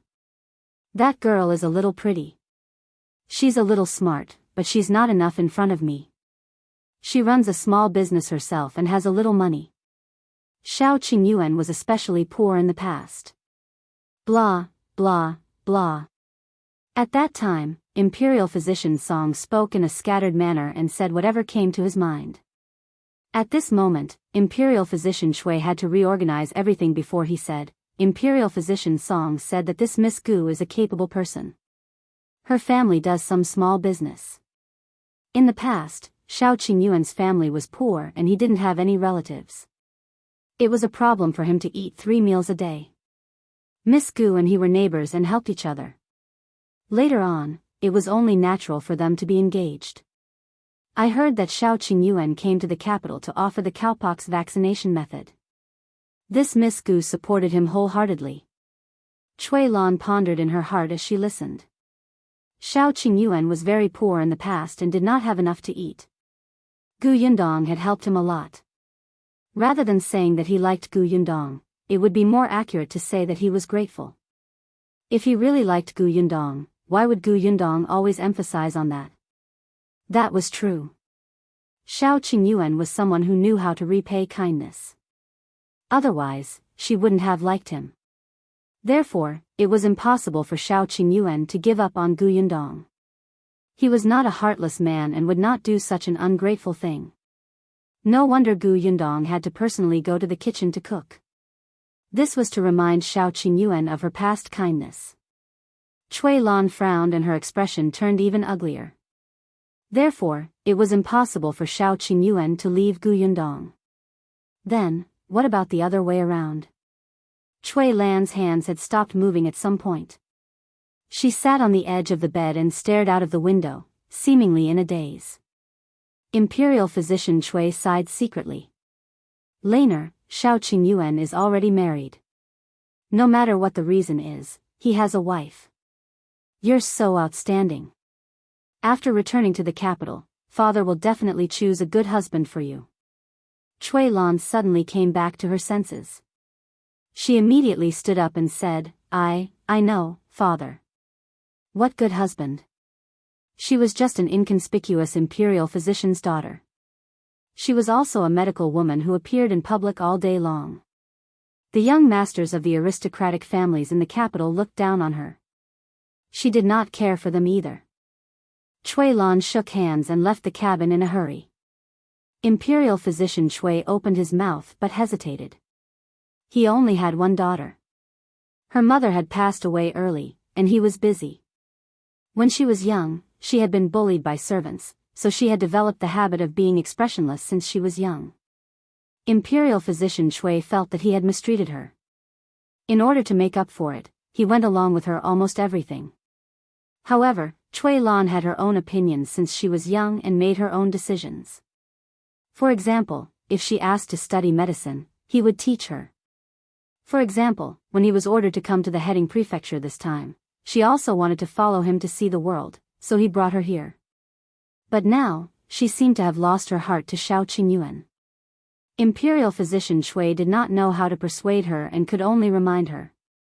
He hoped that she could figure it out herself. In Imperial physician Cui's heart, his daughter was very outstanding. Perhaps she was unwilling to give up in such a short period of time, but she definitely would not do anything to destroy someone else's family. However, it was indeed a pity for Shao Qingyuan. If you find any errors, ads pop up, ads redirect, broken links, non-standard content, etc., please let us know it report so we can fix it as soon as possible. Chapter 1321, I have news of by Muzi. Imperial physician Cui was optimistic, but he did not know that after Cui Lan left the cabin, her eyes became brighter and brighter. A certain thought also became more and more determined. The passenger ship sailed for another day and stopped in the nearby prefectural city for half a day. When it set off again, the sky had already darkened. Cui Lan watched with her own eyes as Shao Qingyuan and Shao Wen carried a basket of small fish to the bow of the ship. She took a deep breath and walked to Gu Yundong's cabin door. She raised her hand and knocked. Gu Yundong had just finished dinner and was reading a book while waiting for Shao Qingyuan to come back. She planned to fry some fish later as snacks, and she did not expect someone to knock on the door. She was stunned for a moment. After thinking for a while, she guessed who the person might be. She opened the door and saw Cui Lan, who had no expression on her face. Gu Yundong raised her eyebrows. Dr. Cui, what's the matter? I want to talk to you alone. Gu Yundong turned sideways. Shall we talk inside? No need. It's the same if we talk outside. Gu Yundong pondered for a moment and nodded. All right, I'll get a cloak. She entered the room and came back with her cloak. She locked the cabin door and followed Cui Lan. It was actually a little cold now, especially since it was evening. The temperature had dropped sharply and they were on the river, so the wind was a little strong. Gu Yundong looked at Cui Lan walking in front of her and shrinking her neck. She could not help but laugh secretly. Cui Lan quickly led her to the corner of the deck. There were some wooden barrels and sacks piled there, so no one came except the crew. If they wanted to say something in private, it was appropriate here. Cui Lan stopped in her tracks and looked at the ripples at the bottom of the boat. She narrowed her eyes and turned to ask Gu Yundong, "I have a question for you, Mrs. Shao." "Ask away." "Is Mrs. Shao sincere about Shao Qingyuan?" This question was so stupid that Gu Yundong did not want to answer. "Of course I'm sincere." Cui Lan's lips curled up. "Is that so? If you're sincere, then you're willing to do anything for Shao Qingyuan, right?" Gu Yundong narrowed her eyes. What exactly is Dr. Cui trying to say? Mrs. Shao has always said that she has a deep love for her husband. Shao Qingyuan shouldn't have hidden anything from Mrs. Shao, right? Gu Yundong found it funny. Why did Cui Lan look like she knew Shao Qing better than his wife did? She and Shao Qingyuan had clearly not spoken much, but she had placed herself in a very subtle position. Gu Yundong smiled and nodded. "Yes, he doesn't hide anything from me." In that case, Mrs. Shao also knows that Shao Qingyuan is looking for a medicinal herb called by Muzi. Gu Yundong suddenly looked up at her. Her gaze instantly became exceptionally sharp. By Muzi? She did not expect to hear the name by Muzi from Cui Lan's mouth. Of course, she knew that brother Shao was looking for by Muzi. Furthermore, this by Muzi was for her mother. Cui Lan glanced at Gu Yundong and looked away. It seems that Mrs. Shao knows. By Muzi is an extremely rare medicinal ingredient. Mostly, it is used for brain diseases and is very precious. Currently, only a few people in the entire Dajin dynasty have this medicine. Even if someone has this medicine, there are too few people who know about it. It can be said to be priceless. As she spoke, Cui Lan looked at Gu Yundong. Shao Qingyuan really needed this medicine. When he came to the capital, I saw with my own eyes that after he found out about Bai Muzi's whereabouts, he couldn't wait to personally confirm it. Because of this, he was almost killed on the spot as a thief. If you find any errors, ads pop up, ads redirect, broken links, non-standard content, etc., please let us know it report so we can fix it as soon as possible. Chapter 1322, This herb is for me. Gu Yundong was shocked. She did not know about this. Shao Qingyuan had never mentioned it to her after he returned. This idiot had promised that he would not hide anything from her. He had also said that no matter what happened, his life should be the top priority. However, Cui Lan was not done speaking. There was a noble in the capital who looked down on Shao Qingyuan. When he found out that Shao Qingyuan was looking for Bai Muzi, he specially released the news that he had this medicinal herb and could sell it to Shao Qingyuan at a high price. The condition was that Shao Qingyuan had to be his slave for a year. Shao Qingyuan agreed without hesitation. Although that noble later found it boring and did not continue to joke like this, it was true that Shao Qingyuan was willing to be someone's slave for Bai Muzi. Gu Yundong's expression turned ugly. Shao Qingyuan, you actually hid this from me. Seeing her like this, Cui Lan's lips curled up slightly. However, she quickly calmed down. She looked at Gu Yundong. It seems that Mrs. Shao doesn't know about these things. I thought that husband and wife would be honest with each other about everything. Gu Yundong suppressed the surging emotions in her heart and looked at Cui Lan coldly. Her patience was disappearing bit by bit. From what you're saying, you seem to know about Bai Muzi. Cui Lan nodded. I do have news about Bai Muzi, but whether I'm willing to tell you or not is my business. What can I do for you to reveal Bai Muzi's whereabouts? Cui Lan said, you must leave Shao Qingyuan. Huh? Although Gu Yundong had guessed that this was probably the result, she did not expect her to say it so shamelessly. You know how badly Shao Qingyuan wants this herb. He's such a proud person, but he didn't hesitate to be a servant for this herb. It can be seen how important this herb is to him. It's so important that he's willing to pay any price. If you treat him sincerely, you should help him. As long as you leave him, "I'll offer this herb with both hands." Gu Yundong was a little tired of this condition. Cui Lan said, "I'll give you 2 days to consider. Actually, think about it carefully. Even if you don't leave Shao Qingyuan, as long as I say that I have news of Bai Muzi, I think he will agree to any of my requests, including leaving you. If that's the case, why did you come to me instead of looking for him? I just want you to be more dignified. You can naturally tell which is better for you, being abandoned or giving up." It would be strange if Gu Yundong believed her. Cui Lan liked Shao Qingyuan, but she wanted to leave a good impression on him, so she wanted to start with her. This was clearly an extremely disgusting act. Gu Yundong narrowed her eyes and looked at Cui Lan's condescending gaze, who felt that her existence was hindering Shao Qingyuan's future. She could not help but want to slap her. "Mrs. Shao, think about it carefully. If there are any problems, you can come to me. Perhaps I can give you some ideas." After Cui Lan finished speaking, she wanted to turn around and return to the cabin. But just as she turned around, Gu Yundong's voice came from behind. "Cui Lan." She did not call her Dr. Cui anymore. "Then do you know why Shao Qingyuan is so desperate for this herb?" Cui Lan turned around and saw Gu Yundong's mocking smile gradually deepen. She heard her say word by word, "Because this herb is for me. If you find any errors, ads pop up, ads redirect, broken links, non-standard content, etc., please let us know each report so we can fix it as soon as possible." Chapter 1323, pushing Gu Yundong into the water. Cui Lan suddenly raised her head and widened her eyes. She looked at Gu Yundong, who was laughing at her, in disbelief. She shook her head. "Impossible. If you don't believe me, you can ask my husband." The disdain in Gu Yundong's eyes became even more obvious. "Why don't you think about it?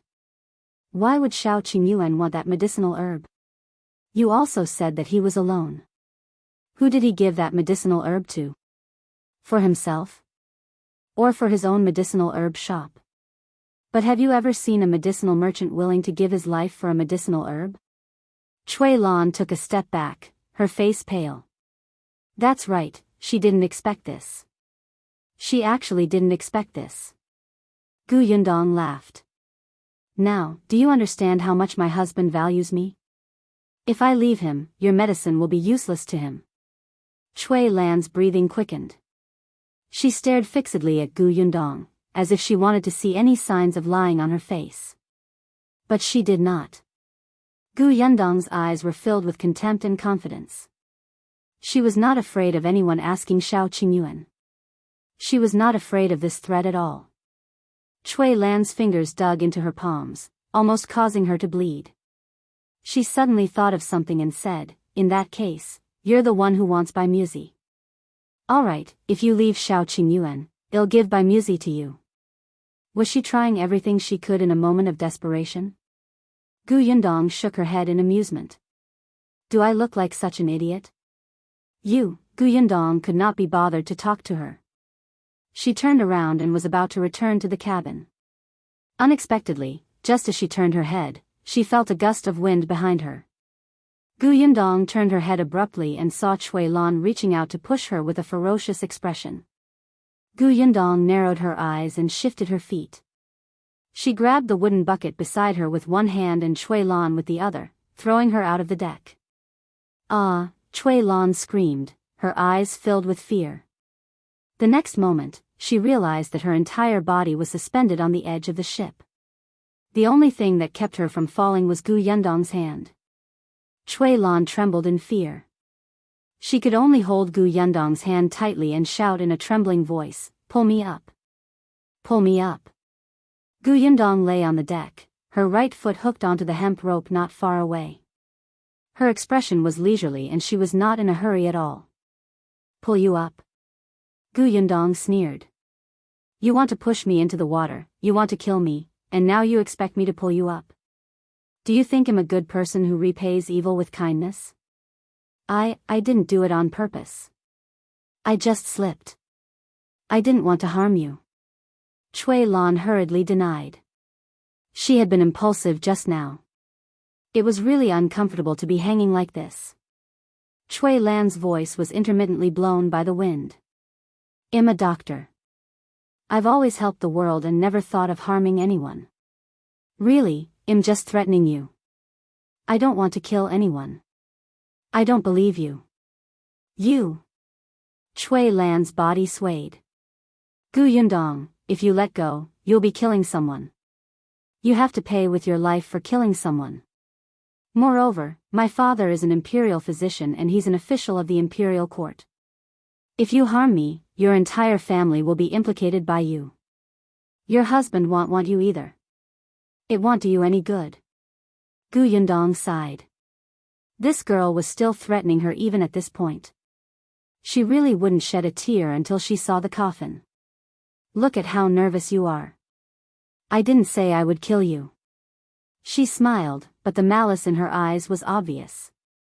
If you find any errors, ads pop up, ads redirect, broken links, non-standard content, etc., please let us know each report so we can fix it as soon as possible. Chapter 1324. You're so scheming, however, as long as I let go gently, you will fall into the river.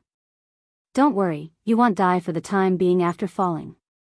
I will immediately ask the crew to jump down and save you. Gu Yundong spoke slowly and meaningfully.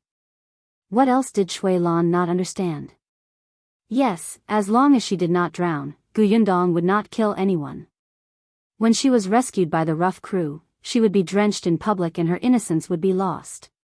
She would suffer from rumors. If she could not marry into a good family, even her father would be implicated by her. He would be pointed at and his future would be affected. Chui Lan's expression changed. She looked up at Gu Yundong in disbelief. You're so sinister. Thank you for your compliment. Gu Yundong accepted her praise with a smile.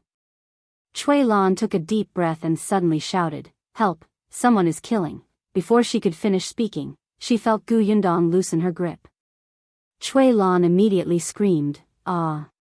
What are you doing? Continue shouting. See if it's faster for you to call for help or if it's faster for me to throw you down." Chui Lan instantly shut her mouth and did not dare to make a sound. She regretted choosing this position.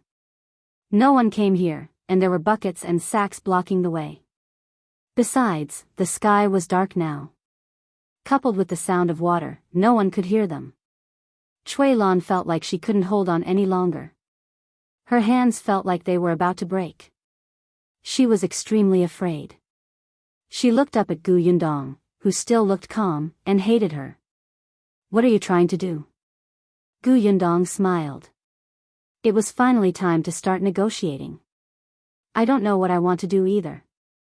After all, you were the one who pushed me first. I only did this because of my quick wit. I wasn't prepared to ask you to compensate me in advance. Of course, you can also think about what bargaining chips you have to convince me to pull you up. Wasn't the hint obvious enough? As expected, Chui Lan's expression changed slightly. I don't have much leverage. Gu Yundong smiled. This girl was still being stubborn at this juncture. All right, Gu Yundong pried her fingers off her wrist one by one. Chui Lan was shocked and hurriedly shouted, "By Muzi, I have news for you about By Muzi." Gu Yundong stopped. That was more obedient. She looked like she was weighing whether this bargaining chip was big enough. All right, since you want to tell me so badly, I'll listen. If I'm satisfied, I'll pull you up. What if you go back on your word? Gu Yundong raised her eyebrows. But you only have one choice now. Chui Lan took a deep breath and her expression became even uglier. Yes, she had no other choice now. She would take a gamble or be thrown down. Okay, I'll tell you. You'd better tell me the truth. Gu Yundong smiled. If I hear anything amiss, I'll throw you down. You, Chui Lan pursed her lips and gritted her teeth. By Muzi is in the capital. Gu Yundong loosened her grip and Chui Lan said anxiously, I'm not lying. This is very strange. If you knew that By Muzi was in the capital, you should have told Shao Qingyuan long ago. Why didn't you tell him back then? He wasn't married at that time. It should have been easier for you to succeed at that time, right? Chui Lan hurriedly said, I didn't know long ago. I was only informed when I arrived at the heading prefecture. If you find any errors, ads pop up, ads redirect, broken links, non-standard content, etc., please let us know each report so we can fix it as soon as possible. Chapter 1325, You're Simply Trash, Continue. Gu Yundong raised her eyebrows. Yes, if she only found out when she reached the heading prefecture, she would indeed not have the chance to tell Shao Qingyuan. Chui Lan was dizzy from the wind and Gu Yundong's scare. She could not think of a perfect lie, so she told the truth. I saved the life of the grandson of a rich family in the heading prefecture. That rich family was very grateful to me and my father. Later on, I accidentally heard him mentioned by Muzi. I thought about how Shao Qingyuan had put in a lot of effort to search for this medicinal herb. That rich family saw that I urgently needed this medicinal herb.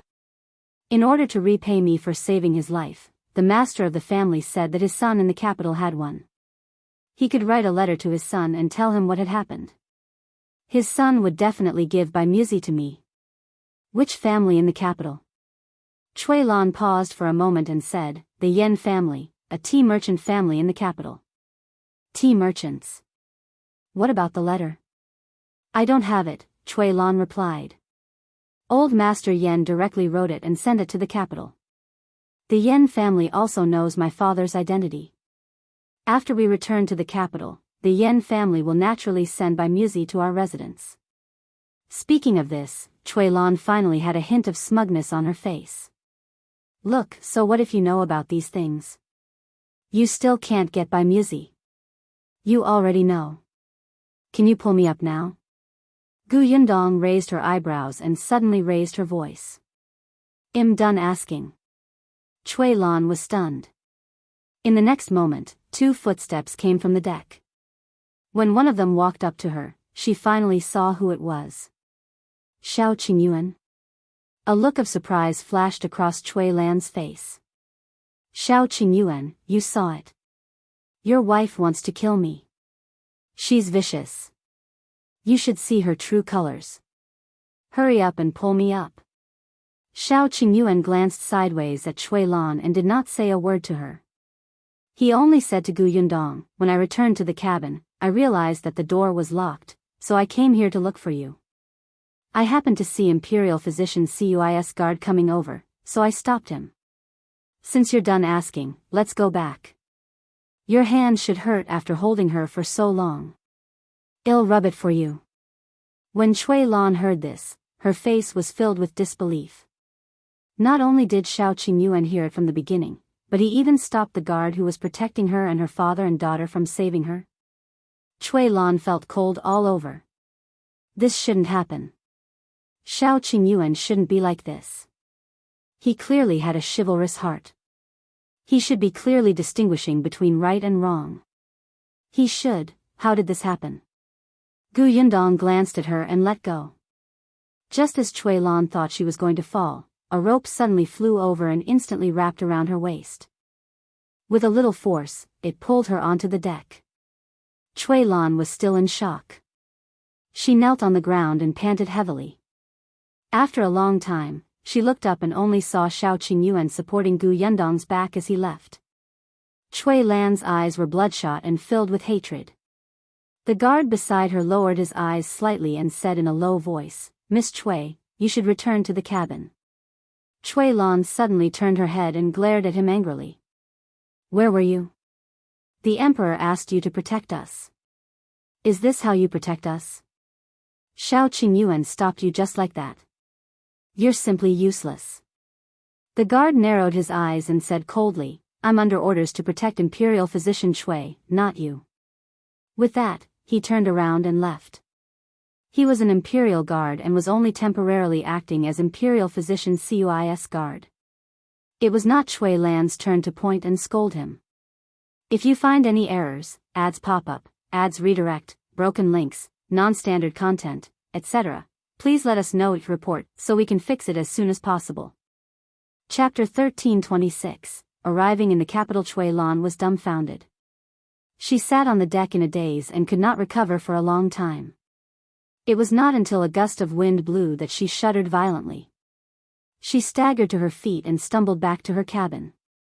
After Gu Yundong and Shao Qingyuan returned to the house, she narrowed her eyes and settled the score with him. Why didn't you tell me about what happened in the capital? What about almost losing his life for Muzi? What about being threatened to be someone's slave for a year? What if it did happen? What then? Shao Qingyuan hugged her and shook her gently. It's all in the past. I'm not angry anymore. Not in the past. Gu Yundong was very angry. You always say that I deal with danger alone. What about you?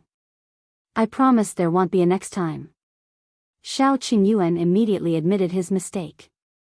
I swear that if I take the risk alone next time, I will. Shut up.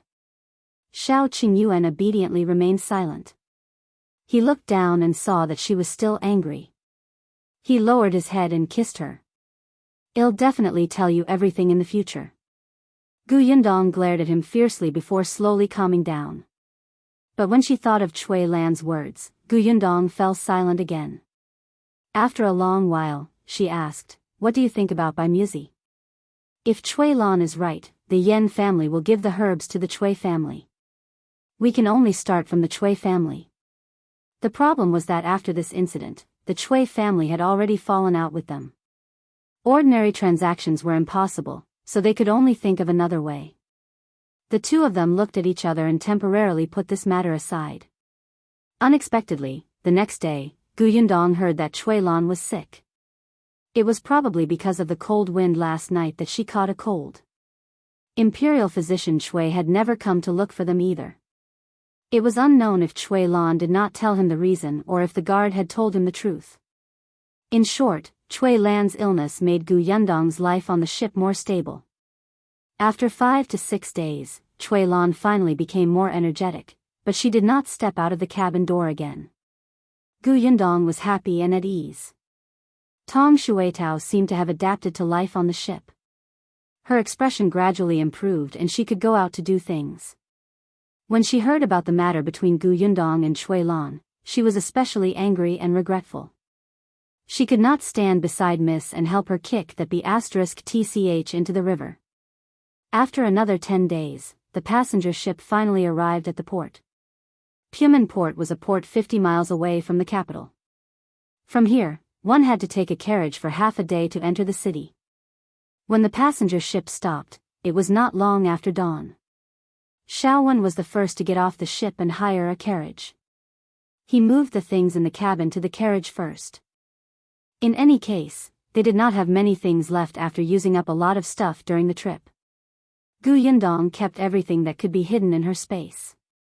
When they got off the ship, they happened to see Imperial Physician Cui coming out of the cabin with Cui Lan. When she saw Gu Yundong and Shao Qingyuan, Cui Lan's expression turned ferocious. She quickly turned around and followed Imperial Physician Cui down the deck. Looks like Cui Lan doesn't have any improper thoughts about you. It's just that she seems to hate you because of love. It's better to hate me. Gu Yundong could not help but laugh and followed him down the deck. After getting on the carriage, the group headed straight for the capital. It was not until evening that they entered the city gate. It was already a little late, so the few of them found an inn to rest. If you find any errors, ads pop up, ads redirect, broken links, non-standard content, etc., please let us know each report so we can fix it as soon as possible. Chapter 1327, Buying a house in the capital. The atmosphere in the capital was indeed different from other places. At night, the streets were still lively. Even on such an ordinary day, there was still a night market. However, according to Shao Qingyuan, the night market in the capital was opened within the specified range and time. It was not completely free. Gu Yundong and the others rested at the inn for the night. The next morning, they set off to look for a house. Of course, it was Gu Yundong and Shao Qingyuan who did it. Shaowen and Tong Shuitao were sent by Shao Qingyuan to inquire about the Yen family. Shaowen had followed Shao Qingyuan to the capital before and was quite familiar with it. After they left, Gu Yundong and Xiao Ling went to look for the broker. There were many brokers in the capital. Fortunately, Shao Qingyuan had some understanding when he came to the capital last time. He knew which broker had a good reputation, so they went straight there. Unfortunately, houses in the capital were too scarce, and they were especially expensive. In particular, some large houses with 4 to 5 yards were not easy to buy at all. Even if they were available, they were in very remote places. Therefore, Yundong set his sights on the 3-yard houses. Such a size was perfect. It would not look empty, or too crowded with a few more people. Yundong explained her request. The broker picked out 2 for her. Yundong followed him to look at the 2 houses. One was in Hetai Alley, which was relatively close to the downtown area. It was a little noisy, but it was very convenient to go anywhere. There was another one on Dongwu Street. This place was considered quiet, but the broker said honestly that there were several families in this area who had mistresses here. Speaking of benefits, most of the mistresses were from powerful and rich families. If she accidentally bumped into them later, she might even get to know some big shot. But Yundong and the others did not need such an opportunity. There were many mistresses, and there was also a lot of trouble. Therefore, Yundong finally chose the house on Hetai Alley. The house here was relatively old. Many of the older generation lived here. Occasionally, a few officials with low official positions would buy the house here. Yundong asked for the price, and the broker gave her the real price, 6,000 taels. Yundong's heart ached terribly. The housing prices in the capital were simply unbelievable. A house with 3 yards cost 6,000 taels. As for the 4 courtyard and 5 courtyard houses, they cost almost 10,000 taels. If there was something bigger, it would cost at least 20,000 to 30,000 taels. There were indeed many rich people in the capital. Yundong sighed and took out the silver with heartache. That person was also very fast. In the afternoon, he found the owner of the house to sign the deed with them and registered with the government. This house was hers. After coming out with the warm deed, Yundong looked up at the plaque above her head and said to Shao Qingyuan, "I have to change this plaque to Shao residence later. That will be much more pleasing to the eye.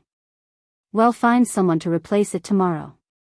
Shao Qingyuan looked at her and the 2 of them laughed. "We still have to get someone to clean the house tomorrow. We also have to buy some things. When the time comes, we can move in directly. The greatest benefit is that this place is quite close to the shop Nieshuang bought. When the house is ready, well, go to the shop to take a look." The 2 of them chatted as they returned to the inn. It was already very late. Shaowen and Tong Shuitao were already waiting for them. After entering the room, the 4 of them ate something first before Shaowen began to talk about the situation of the Yen family. "If you find any errors, ads pop up, ads redirect, broken links, non-standard content, etc., please let us know your report so we can fix it as soon as possible." Chapter 1328, Second Master Yen. The Yen family is indeed in Heading Prefecture. Master Yen, who is in the capital now, is the second son of the Yen family. He's 35 years old and is in charge of the business in the capital. Shaowen told him everything he had found out. This Master Yen was called Yenihai and had been in the capital for many years. The grandson of the Yen family that Shui Lan had saved was the son of the eldest master of the Yen family, the nephew of Yenihai. When Yundong heard this, she could not help but knock on the table.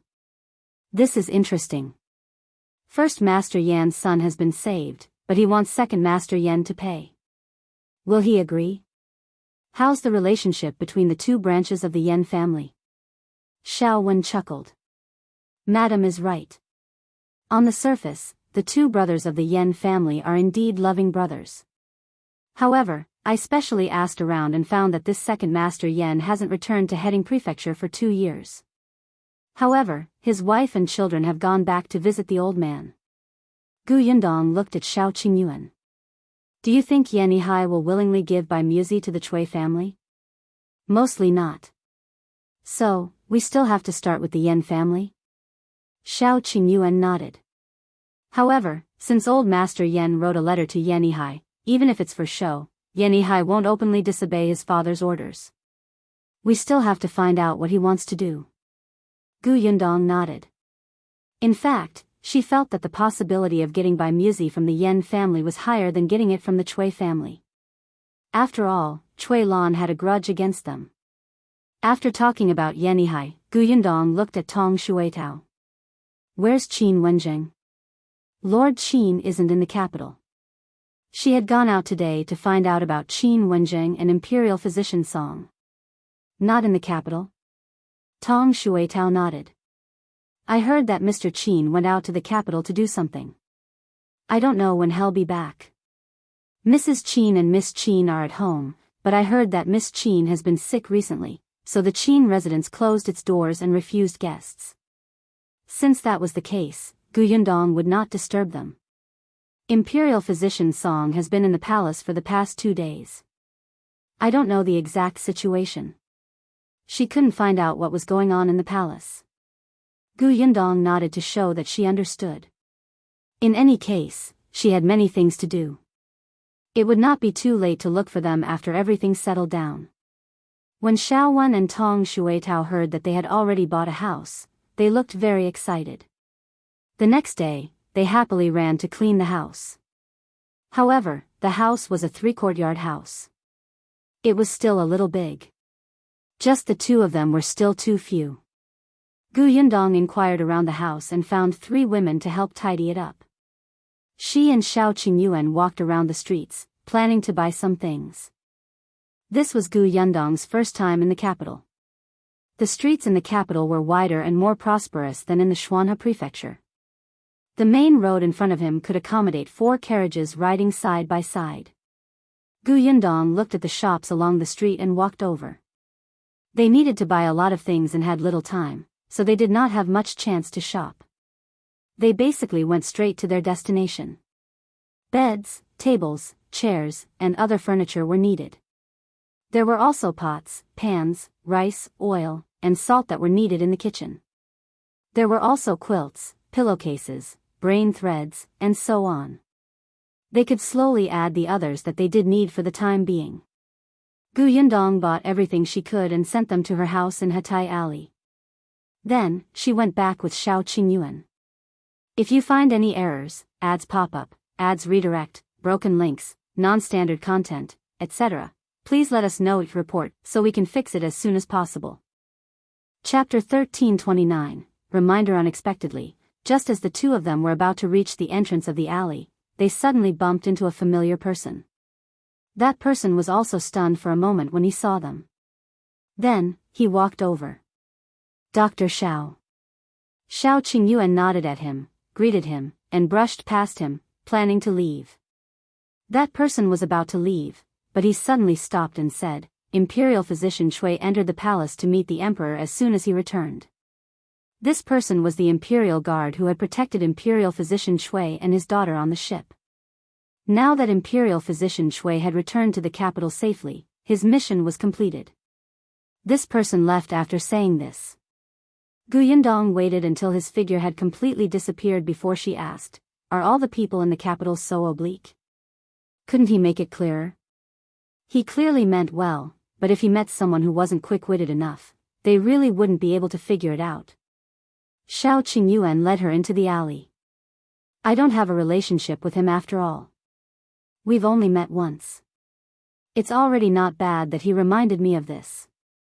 He told them that Imperial Physician Cui had gone to see the Emperor as soon as he returned to the capital.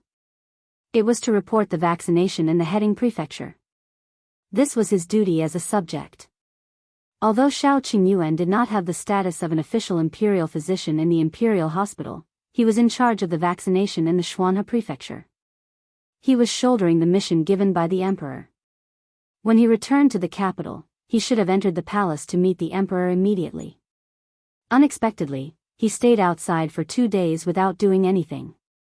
Imperial Physician Cui and Shao Qingyuan came back on the same boat.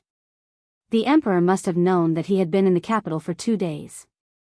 If he delayed any longer, no matter how good the Emperor's temper was, even if he knew that he did not know the rules of the imperial court and did not mind, others would be dissatisfied and report Shao Qingyuan. Are you going to the palace tomorrow? Gu Yundong asked. Shao Qingyuan nodded. I do plan to enter the palace tomorrow. With his status, it was not enough for him to meet the emperor directly.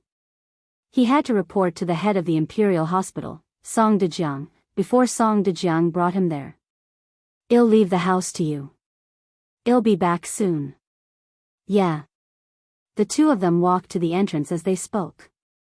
Some of the things they had bought had already been transported over. Shao and Tong Shuitao were helping with the transportation. When they saw Gu Yundong and Gu Yundong, Tong Shuitao immediately ran over.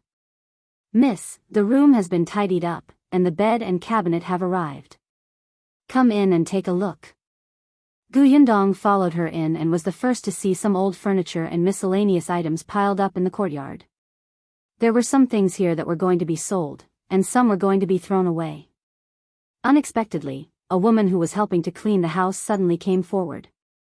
She went to Gu Yundong's side and asked with a smile, Madam Shao, you're back?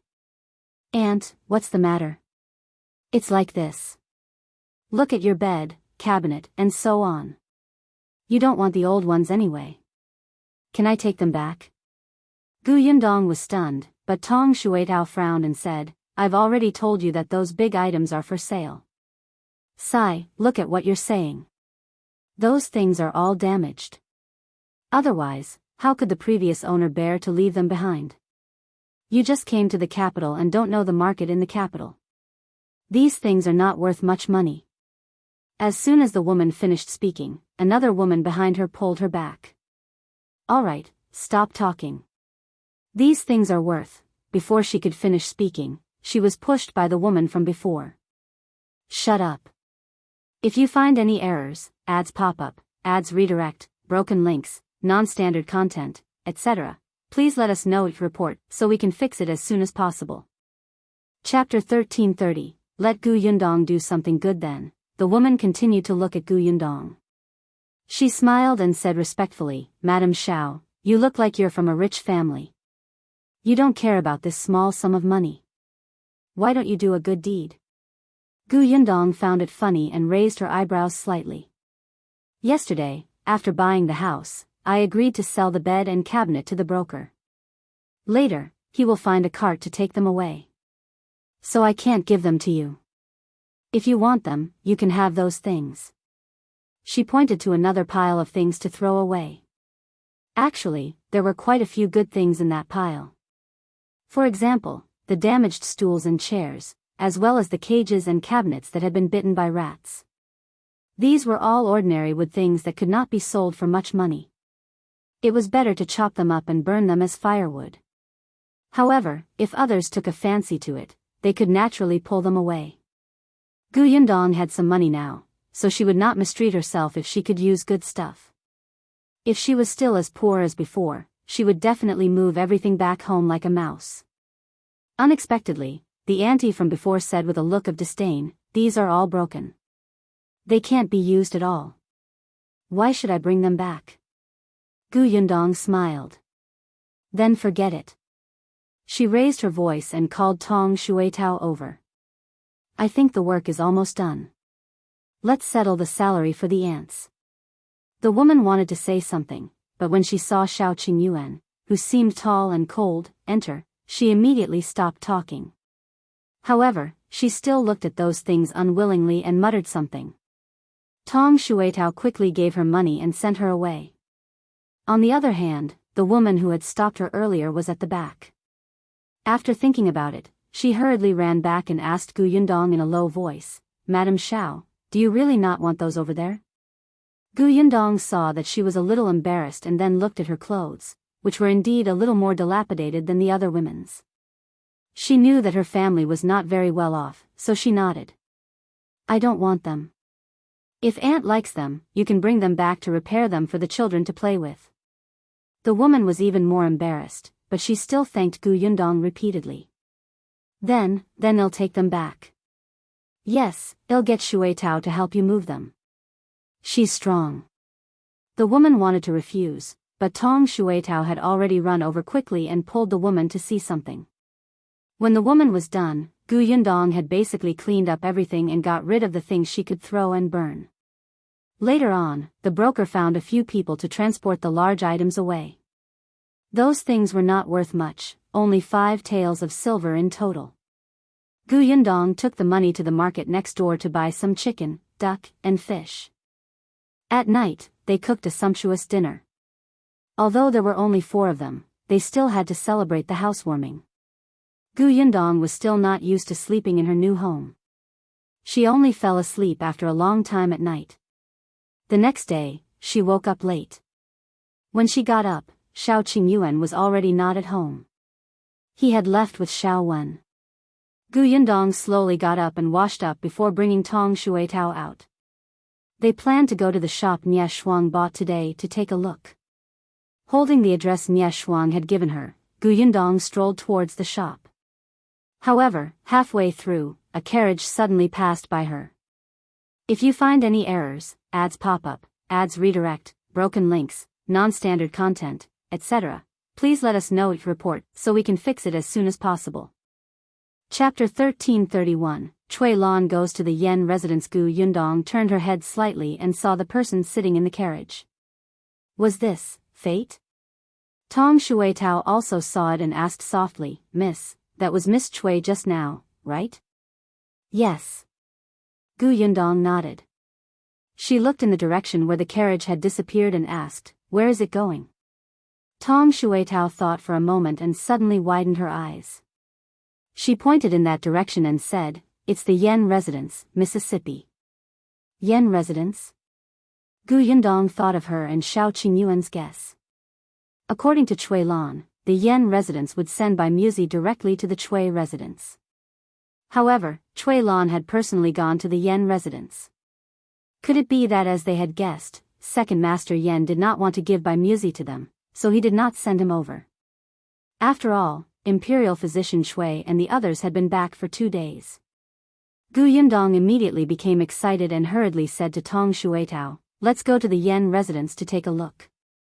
Miss, we can't enter. Who said we're going in? Let's find a place nearby to sit and see if Chui Lan can get by Muzi. Tong Shuitao nodded repeatedly and immediately led Yundong to the Yen residence. The Yen residence was located in a rather prosperous area in the capital. The Yen family was in the tea business and was a big family, so the house was built big and rich. Sure enough, Yundong found a tea shop nearby. The shop was diagonally opposite the entrance of the Yen residence. She ordered 2 pots of tea and waited with Tong Shuitao while listening to gossip. Needless to say, there was a lot of gossip outside the Yen residence that was about the Yen family.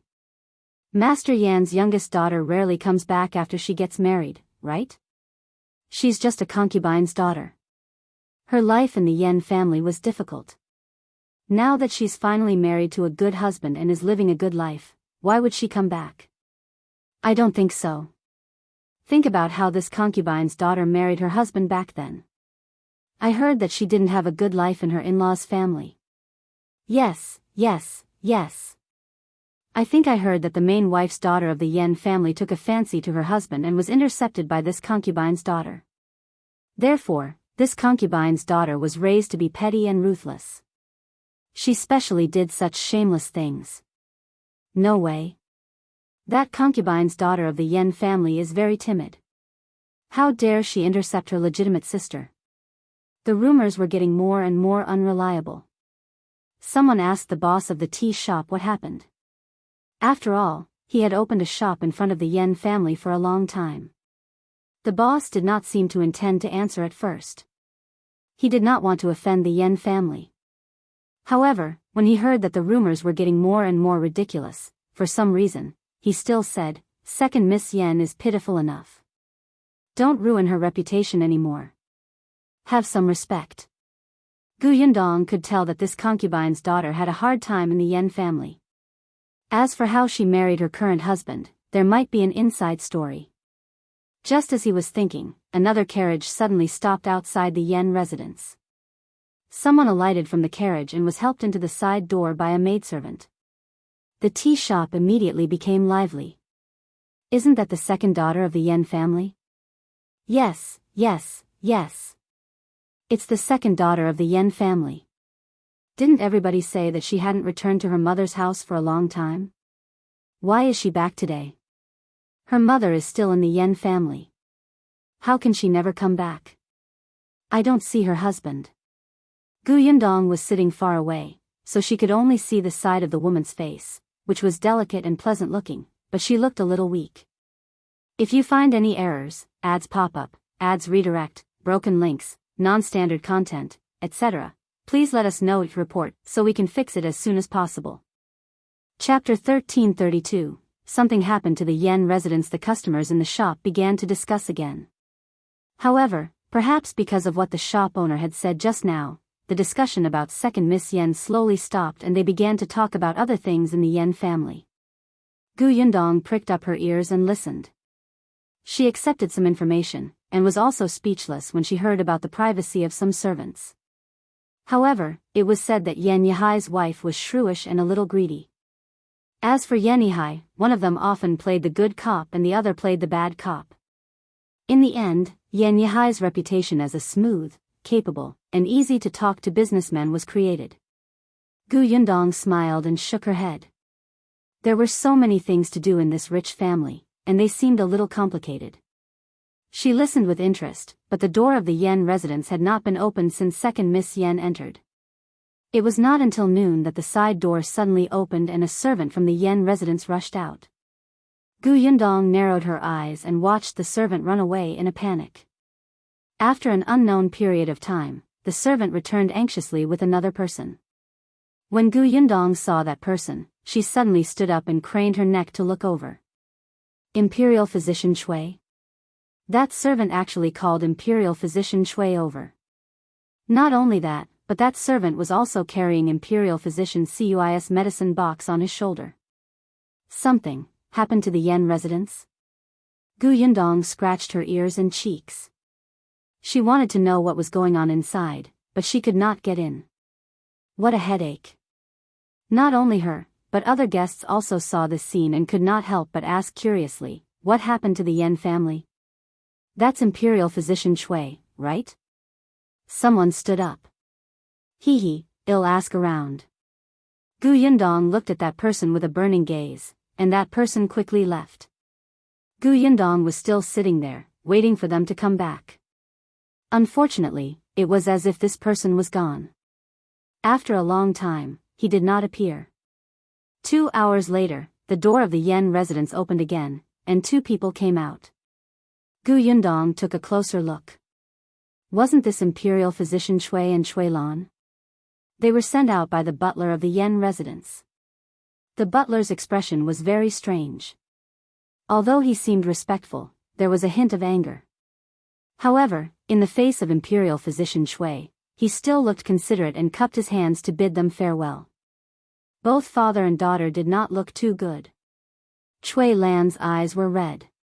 She gritted her teeth and was called by Imperial Physician Shui twice before getting into the carriage. Yundong tapped her fingers on the table and watched as their carriage went further and further away. Only then did the butler of the Yen residence snort coldly.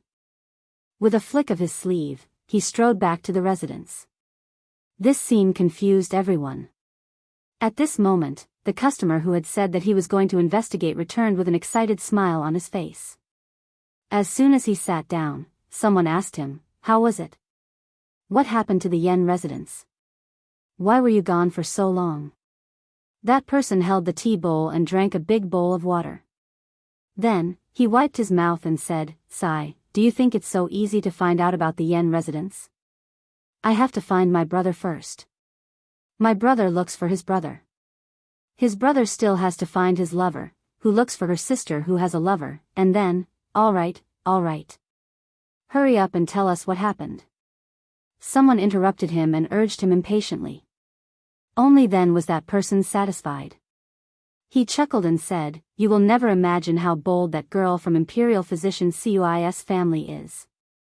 If you find any errors, ads pop up, ads redirect, broken links, non-standard content, etc., please let us know it report so we can fix it as soon as possible." Chapter 1333. This move is wonderful, how serious? That person said mysteriously. Miss Chui sent an invitation to the Yen residence to visit the eldest daughter of the Yen residence. Not far away, the tea shop owner was also listening attentively, but when he heard this, he felt a little strange. When did this Miss Chui become so close to Miss Yen? He had opened a tea shop here for so many years, but he had never heard of Miss Yen and Miss Chui having a relationship. Only Gu Yundong and the others knew about these problems. She said that she was visiting Miss Yen, but wasn't she actually going for Bai Muzi? The gossiper continued, isn't it a coincidence today? Didn't second Miss Yen also return to her maiden home just now? She heard that Miss Chui was here. Shouldn't they meet and talk? Who knew that Miss Chui would suddenly go crazy for some reason? She suddenly smashed second Miss Yen's head when no one was around and knocked second Miss Yen unconscious. What? Everyone was stunned when they heard that. Someone quickly asked, could it be that Miss Chui couldn't stand second Miss Yen snatching her sister's husband to avenge Miss Yen? Didn't they say that they were friends? That I don't know. That person took another sip of tea before continuing. However, after second Miss Yen was knocked unconscious, the Yen family immediately went to find Imperial Physician Chui to save her. Is second Miss Yen alright? How is she fine? Even Imperial Physician Chui said that it's especially serious. So what should we do? What could he do? Of course, he had to save her. However, I heard that second Miss Yen's injury can only be treated with a very precious medicine. What's it called? Bai Mu? I don't remember very clearly. Anyway, I heard that Master Yen gave this medicine to second Miss Yen. His heart ached. What else did Gu Yundong not understand? She looked at Tong Shuitao, whose eyes were wide open. Then, she threw down the silver and left with her. Miss, is what the Yen family did what I think it is. What do you think? Gu Yundong smiled. She knew it. How could second Master Yen bear to use good medicinal herbs to pay a nephew who was not close to him? This was a brilliant move. He would wait for Chui Lan to come to his door and call his concubine's daughter, who was not doted on much, home. He would let Chui Lan personally smash her head and find Imperial Physician Chui to diagnose her. Imperial Physician Chui said that Bai Muzi had to be used to save her, and the Yen family happened to have such a Bai Muzi that they wanted to give to the Chui family. Imperial Physician Chui had no other choice. It was Chui Lan who smashed the person. Could it be that he wanted his daughter to become a murderer? Therefore, Chui Lan could not take Bai Muzi away. She could only give it to the second daughter of the Yen family. However, Bai Muzi would definitely not be used. Otherwise, why would Yen Yihai spend so much effort? As for how the Yen family operated, how to get Chui Lan to do it, how to ensure that second Miss Yen had to use Bai Muzi to save her life, and how to deceive Imperial Physician Chui, only the Yen family knew. Among them, the most innocent person was probably that second Miss Yen. She had not been back to her parents' house for a long time. She did not expect such a big show to be waiting for her the moment she returned. Gu Yundong sighed secretly and walked home. It was already so late, so she could only go to the shop tomorrow. From the looks of it, she indeed had to think of ways to get this Bai Muzi from the Yen family. If you find any errors, ads pop up, ads redirect, broken links, non-standard content, etc., please let us know each report so we can fix it as soon as possible. Chapter 1334, Who said that the shop was rented? Gu Yundong and Tong Shuitao did not know that not long after they left, another horse came to the entrance of the Yen residence. A man got off the horse and threw the reins to the servant guarding the door. Then, he rushed into the residence to see second Miss Yen. Shao Qingyuan had yet to return when Gu Yundong and his wife returned home. It was not until half an hour later that Shao Wen hurriedly entered the house. Where's brother Shao? Gu Yundong asked curiously. Shao Wen said, young master can't come back tonight. He was pulled by Imperial Physician Song to talk at the Imperial Hospital. It seems like he can't leave. So, he asked me to come back and tell Madam not to wait. Gu Yundong pursed his lips. Could Song Dejiang understand the ways of the world? Wouldn't he feel guilty for dragging someone else's husband to spend the night? Even so, Gu Yundong still tidied herself up and went to bed early. She wanted to discuss the Yen family with Shao Qingyuan when he returned. There was also the matter of brother Shao looking for his parents. The last information he received from Tao Yen was about the Ho mansion. However, such insider information about noble families was not something that Gu Yundong could find out by sending Tong Shuitao to inquire. Therefore, she wanted to ask Song Dejiang or Qin Wenjing for help. Now, she had to open the shop first. Thus, early the next morning, Gu Yundong still brought Tong Shuitao to the shop. The shop Nie Shuang bought was not far from Hatai Alley. It was in a relatively prosperous area and was said to be very big. Gu Yundong followed the address and was very satisfied with the streets she passed. Not bad. This area did not look cheap. The families living nearby were all rich. It was obvious that they had money and time. It was indeed a suitable place to open a milk tea shop. As Gu Yundong thought, she stopped in front of a two-story shop. "Miss, this is it." Tong Shuitao also looked at the shop in front of her with bright eyes. The capital was indeed the capital. Even the shop was bigger than the Xuanhe prefectures. They were both 2 stories, but the shop in front of them looked a little taller and much more imposing. "Let's go and take a look." The two of them walked forward. Unexpectedly, after taking a few steps, they frowned at the same time. "How did the door open?" Tong Shuitao asked curiously and stepped out to take a closer look. The 2 doors that opened were indeed from this shop. Gu Yundong thought of what Nie Shuang had said. Maybe the shopkeeper came to clean. She remembered that Nie Shuang had said that she had left a key to this shop for Nie Tsong, who was still in the capital. She had asked Nie Tsong to get someone to help clean the shop from time to time, lest too much dust accumulated and the shop became dilapidated. Tong Shuitao nodded. The 2 of them continued forward and walked in through the 2 open doors. However, just as she reached the door, she heard a high-pitched voice coming from inside. "How is it? Isn't this shop good? Not only is this place spacious, but there's also a second floor and a courtyard at the back. Most importantly, the location is good. Most of the people coming and going are rich. If you rent this shop and do any business, you definitely won't lose out." His voice was a little rough, but the meaning behind his words made Gu Yundong frown. "Rent? You want to rent this shop? Who said you could rent it, and who agreed?" "Miss, what's going on? Why do I feel that something is wrong?" Gu Yundong pursed her lips and took out the note Nie Shuang had written for her. "If you find any errors, ads pop up, ads redirect, broken links, non-standard content, etc., please let us know each report so we can fix it as soon as possible." Chapter 1335, Do You Have the Deeds? 68 Jinlan Street, not a word wrong. Gu Yundong kept the note and strode in with Tong Shuitao. As soon as she entered, she saw a woman in her 40s talking. "You have to consider it carefully. My shop is very popular. Many people come to see it. It's now or never." As she spoke, she happened to see Gu Yundong and Tong Shuitao enter.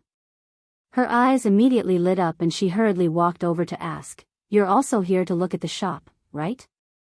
Come, let me introduce you." Gu Yundong narrowed her eyes and sized her up for a while. She had thought that she was a broker, but now, the woman looked like a servant from a rich family. Could it be Nie Tsong's idea? He wanted to rent out this shop. She ignored the old woman and looked at the other 2 people standing in the shop. The man and woman seemed to be husband and wife. Their eyes were shining as they looked at the shop, but they looked a little hesitant. They were trying their best to consider. However, when they saw Gu Yundong and Tong Shuitao, their conflicted expressions changed. They immediately came over and pulled the old woman over. "Mother Chen, we took a liking to this shop first. How can you rent it to someone else?" Mother Chen immediately smiled happily. "I already said that many people came to look at my shop. Then, did you take a fancy to this shop? All right, let's sign the lease now. Give me half a year's rent and deposit." At the mention of silver, the couple hesitated again and said softly, "But the rent is too expensive. It's 30 taels a month and we have to pay for half a year." I A trace of annoyance and disdain flashed across Mother Chen's eyes, but she still smiled. You can't say that. If you do business on this street, it's not difficult to earn more than 100 taels a month. These dozens of taels of silver are nothing to you. You'll get back your capital very quickly. Seeing that they were still hesitating, Mother Chen immediately looked at Yundong. Madam, what do you think of this shop? You definitely won't lose out if you rent it. Yundong glanced at her and asked, does this shop belong to your family? Mother Chen was stunned. Her eyes were evasive for a moment, but she quickly calmed down. Isn't that obvious? If it's not my master's, would I take it out to rent? Do you have a deed? Mother Chen frowned and became impatient. What's wrong with you? You didn't say that you wanted to rent it. Why are you asking me for the deed? I naturally have the deed. Otherwise, why do I have the key to this shop? I can't just show you this, right? Mother Chen felt that Yundong was here to cause trouble. She waved her hand and started to chase him away. All right. You have quite a lot of questions. Let me tell you, my shop is very popular. If you don't want to rent it, leave quickly. Don't hinder others here. Yundong avoided Mother Chen's hand and said to the couple, I advise you to see if she has a house deed first. Otherwise, it will be troublesome if the money is wasted. The couple looked at each other. Although they felt that what Yundong said made sense, they were afraid that she also wanted to rent this shop, so she deliberately sowed discord between them and Mother Chen. Hence, they said hesitantly, we don't think so. Mother Chen is someone close to Lady Yan of the Yan residence. The Yan residence is so big. She wouldn't lie to us about dozens of taels of silver, right? If you find any errors, ads pop up, ads redirect, broken links, non-standard content, etc., please let us know each report so we can fix it as soon as possible. Chapter 1336, Find Niet Song Yan residence? Yundong frowned. Was it the Yan residence that she knew? Master Yan Yihai's residence? Yundong asked for confirmation. Mrs. Chen immediately puffed out her chest and raised her eyebrows. That's right. I'm Mrs. Yan's maid. Our Yan residence is so big. Would we swallow your money? Yundong narrowed her eyes and felt that something was amiss. She looked at Mother Chen and then at the couple. In the end, she said, it's such a big sum of money. It's best to consider it carefully. If you don't see the deed clearly, you'll regret it in the future. With that, she turned around and left with Tong Shuitao. Mrs. Chen was so angry at Yundong's last sentence that she fell backward. She chased after her for a few steps and pointed at her back with a trembling finger as she scolded, Where did you come from to find trouble? Little b****, don't leave if you have the ability. Don't let me see you next time, or I'll teach you a lesson. After cursing for a while, Mother Chen spat fiercely and turned to look at the couple again. Don't listen to her. She just can't bear to see our shop rented out. She must have been sent by our Yan family to sow discord. Come, let's talk about the lease first. However, just as Mother Chen finished speaking, the couple looked at each other and said with a dry smile, Mother Chen, look, your rent is indeed a little expensive. We don't have that much money on hand. How about this? Well, go back and raise the money first and come back another day. They thought about it just now and felt that the girl was right. Mother Chen only had the key. Whenever at the mention of the deed, she changed the topic. Something was wrong. Even if she had the reputation of the Yan residence, it was because the Yan residence was too big. If they suffered a loss and went to the Yan residence, they might be chased out as blackmailers. They would not be able to complain at all. Therefore, they should consider it again. When Mother Chen heard their words, her expression suddenly turned exceptionally ugly. You don't have the money? That's fine. Why don't you pay a month's deposit first? When you gather the rest, you can pay. As soon as she said this, the couple became even more uneasy. They could only smile and say, that's not appropriate. Well, gather the money first. Well, go now. Well, leave first.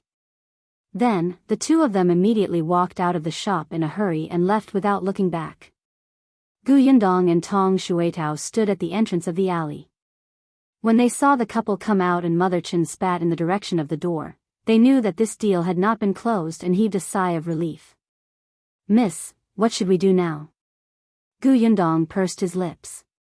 "Go find Niet Song first." Initially, Gu Yundong did not want to look for Nye Kong.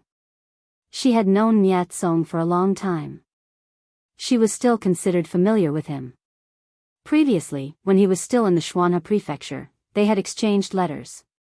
But after Niet Song came to the capital, Gu Yundong always contacted Nye Shuang. She had not seen Niet Song for a long time. This time, Aunt Ke had given her Niet Song's address so that she could look for him for help if she needed anything. Now, she really had to find him. Gu Yundong immediately brought Tong Shuitao to the Nye family's address. Niet Song seemed to have been promoted as a 7th grade official in the capital. He had made contributions when he captured the bandit leader during the disaster. Later, he was recommended by Commander Zhao to come to the capital and worked under a general for a year before he was promoted. In the capital, a rank 7 official position was really very small, completely negligible. If you find any errors, ads pop up, ads redirect, broken links, non-standard content, etc., please let us know each report so we can fix it as soon as possible. Chapter 1337, Niet Song's wife. However, the Nye family was not just a merchant family. They also had a background, connections, and money. Although Niet Song was only an insignificant official now, he was very quick-witted. In the future, when he made meritorious contributions and had qualifications, he could still move forward. Therefore, Niet Song's future was visible. Niet Song's residence was still some distance away from the street where Gu Yundong was. Compared to Gu Yundong's 3-courtyard house, the Nye residence was much larger. After all, the Nye family was rich and had already bought an estate in the capital. When Gu Yundong and Tong Shuitao stood at the entrance of the Nye residence, it was already past noon. She did not have any invitations, so she could only ask the concierge to help pass on a message. The concierge looked at Gu Yundong apologetically and said, "Madam, you should come another day. We have something on today and young master is not seeing guests." "No visitors?" Gu Yundong considered whether she should leave or not, but she remembered that her house was far from the Nye family and it was not easy to make a trip there. Hence, she insisted on meeting Niet Song first. She took out a letter from her sleeve and handed it over. "Then I'll have to trouble you to pass this letter to your young master. Tell him that we came from his hometown in Shuanha prefecture. His family asked me to pass this letter to him and see if he wants to see me." When the gatekeeper heard that she had come from the Shuanha prefecture and had brought a letter from the Nye family, the smile on his face instantly became much more sincere and respectful. He immediately nodded and said, "All right, then wait a moment, madam. I'll be back soon." With that, he ran in with the letter. Gu Yundong waited for less than half a quarter before she saw the concierge running over with Niet Song behind him. After being apart for 2 years, Niet Song looked much darker. She still remembered the first time she saw him at the city gate. Although he was wearing the clothes of a soldier, his face was very tender. He did not look like a soldier. Instead, he looked more like a white-faced scholar. At that time, Gu Yundong had felt that he was a gentleman and polite. He did things at a moderate pace and had been nurtured since he was young.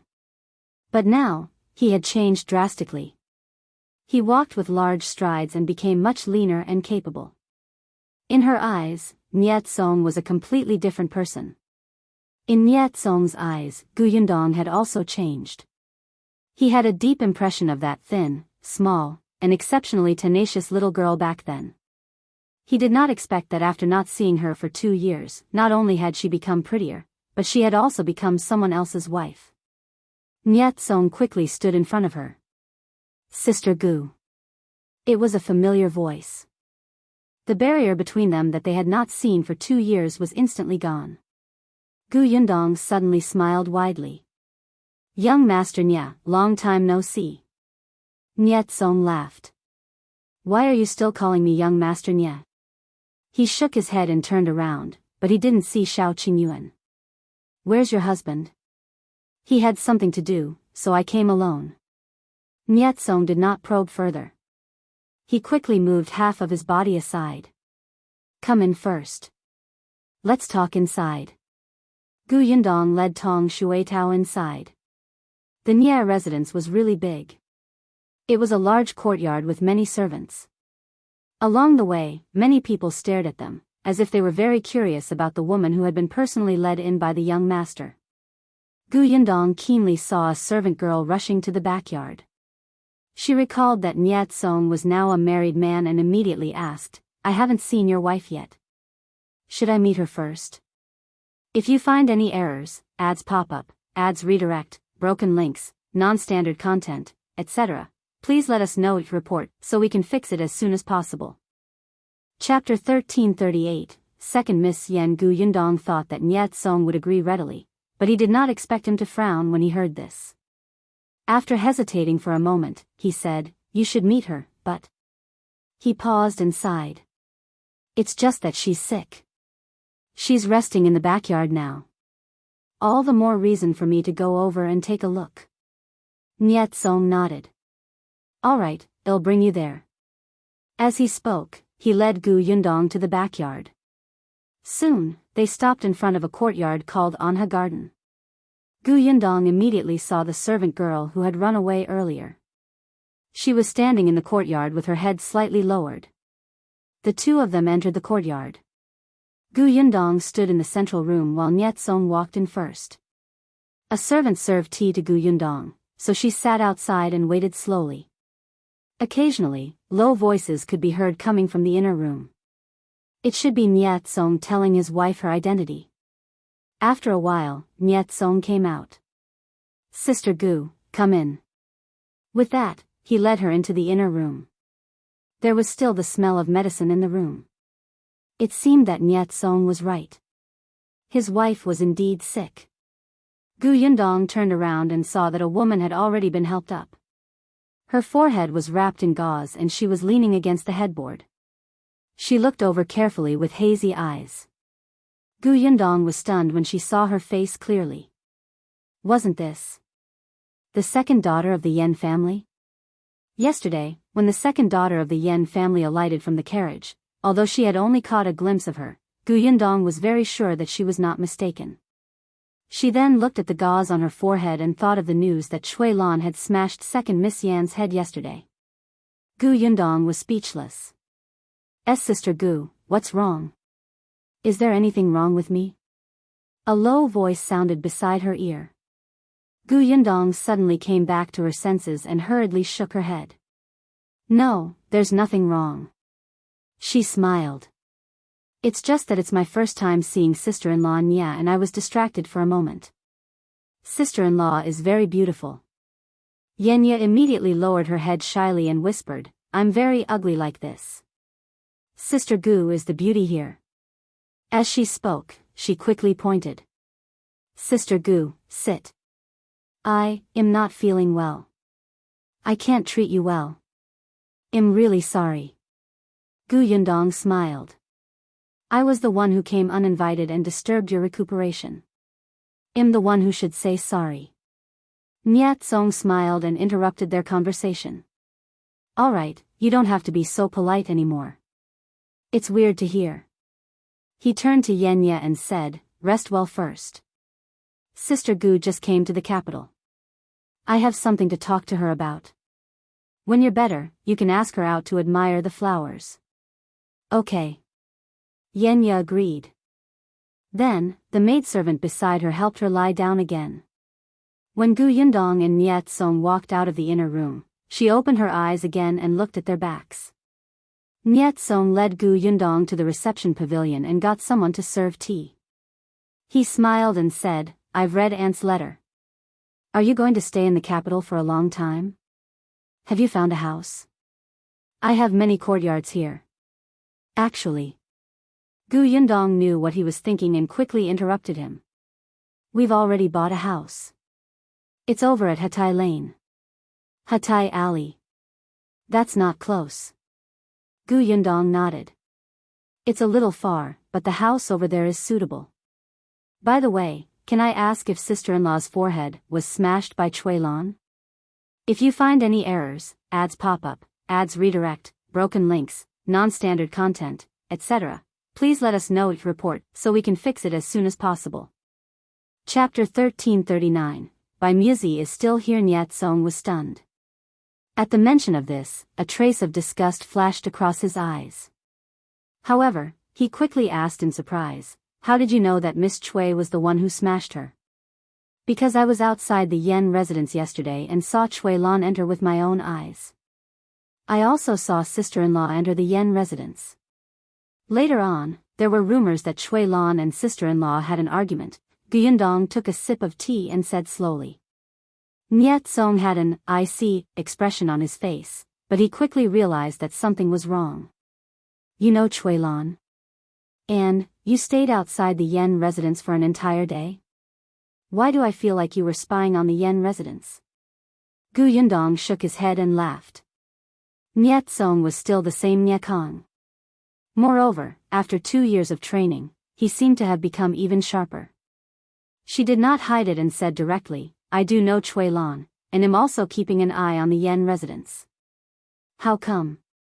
You know that my mother's head was once injured.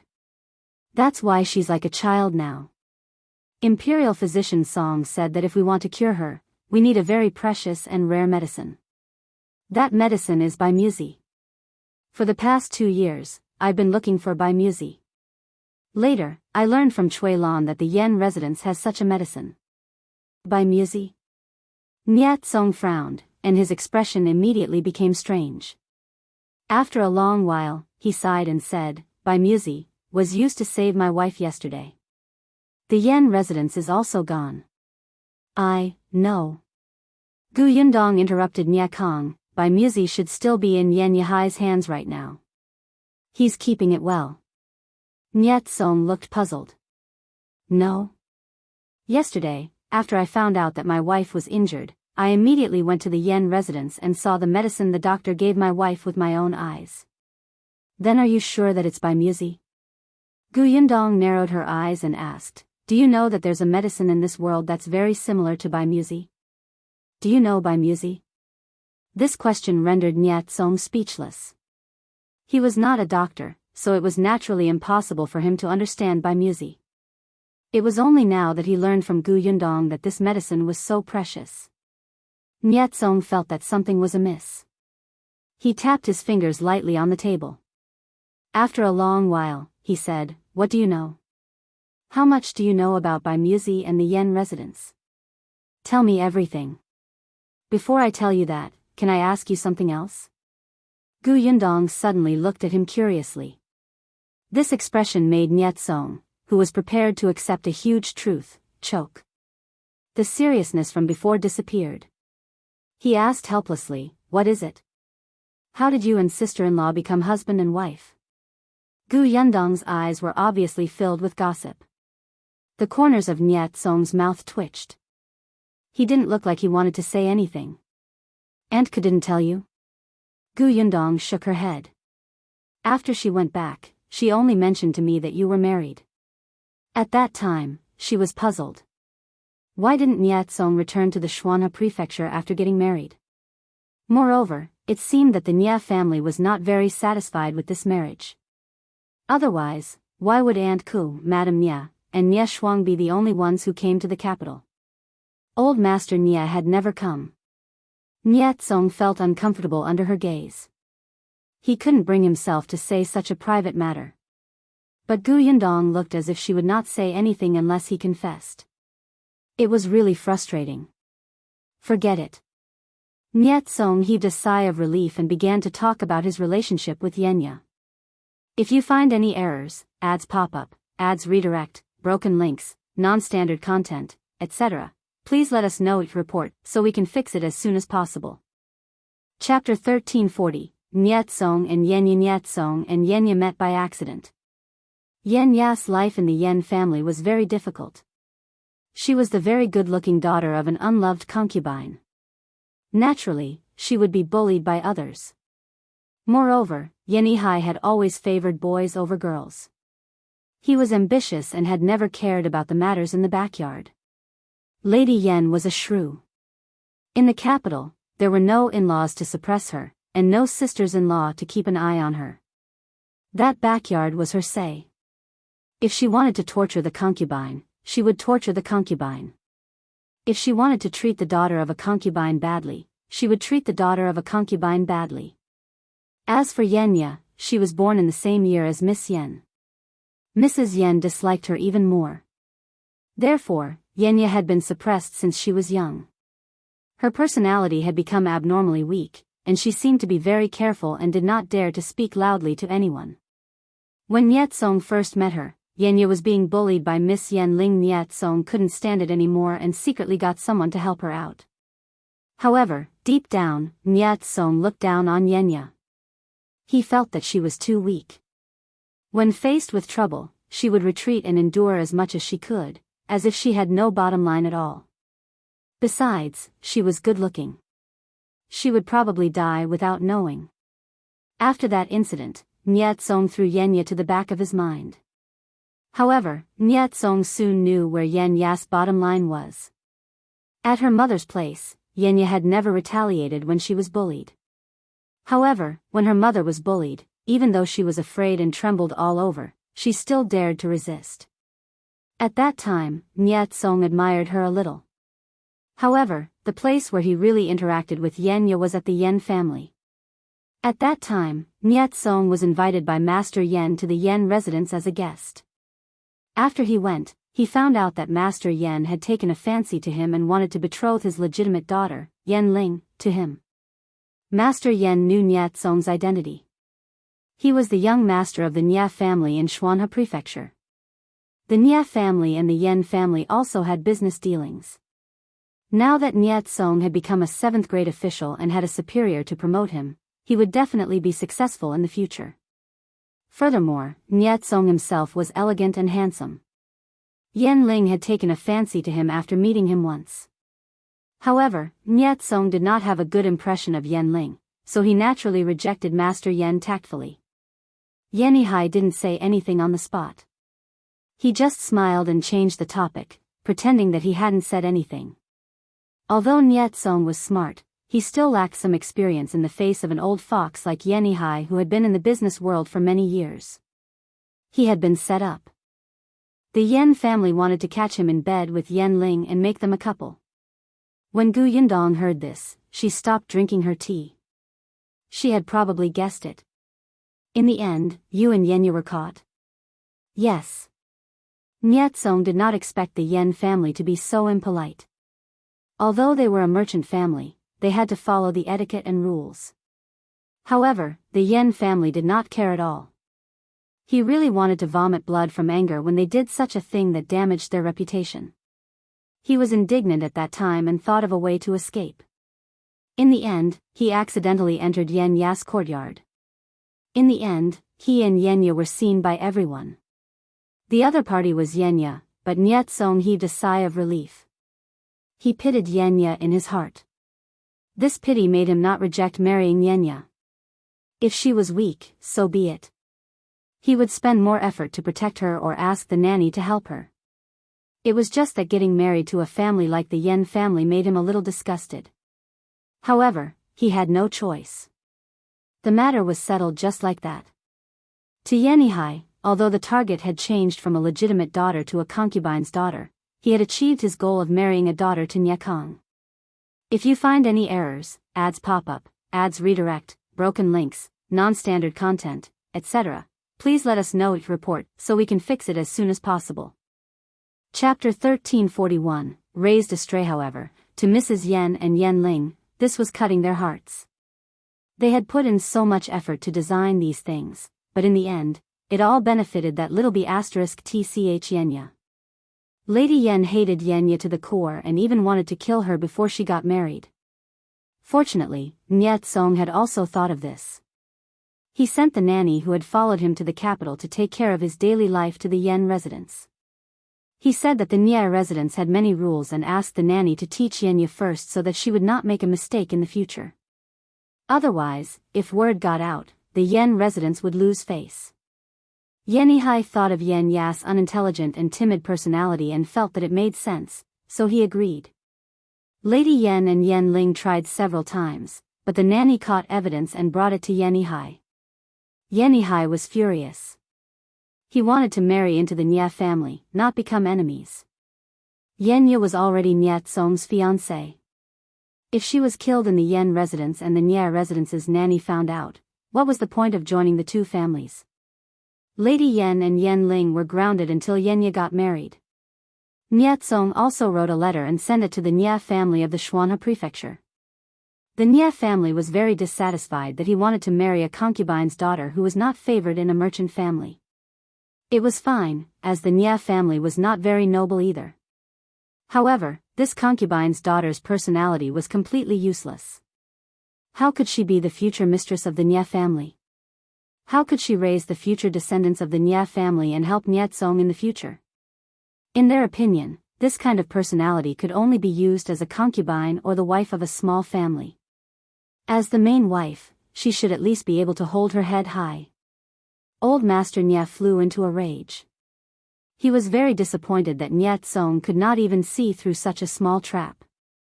Therefore, only Madame Nya, Nya Shuang, and the others went to the capital to resolve this matter and participate in the wedding. Yenya hadn't even seen her father-in-law yet. She felt even more uneasy. Thankfully, Nya Tsong treated her well.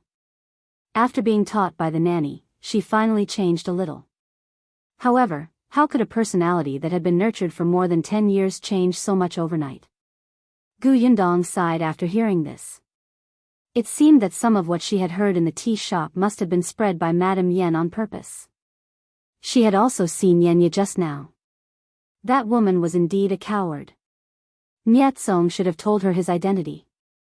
In the eyes of outsiders, Gu Yundong was just a farmer's daughter-in-law. The second daughter of the Yen family in the capital actually didn't dare to speak loudly in front of her. However, Gu Yundong could not say anything. It was not Yen Ya's fault that she had become like this. It was obvious that Mrs. Yen had deliberately raised her astray. A native family had a huge impact on a person's personality. It was already not easy for her to muster the courage to protect her mother. Now, can you tell me why you're watching the Yen residence? After talking about his past with Yenya, Nya Tsong was still a little embarrassed. He touched his nose and coughed lightly. He quickly changed the topic and asked about serious matters. Didn't I tell you? It's for Bai Muzi. Gu Yundong took a sip of tea and said with a smile. Knowing Nya Tsong's attitude towards the Yen residence, Gu Yundong was in a good mood. Nya Tsong frowned. How did you know that the Yen residence had Bai Muzi? I didn't even know about this. Chui Lan told me. Gu Yundong briefly explained that she had met Chui Lan on the ship, but Chui Lan had taken a fancy to her man and used Bai Muzi to threaten her to leave Shao Qingyuan. In the end, she was almost killed.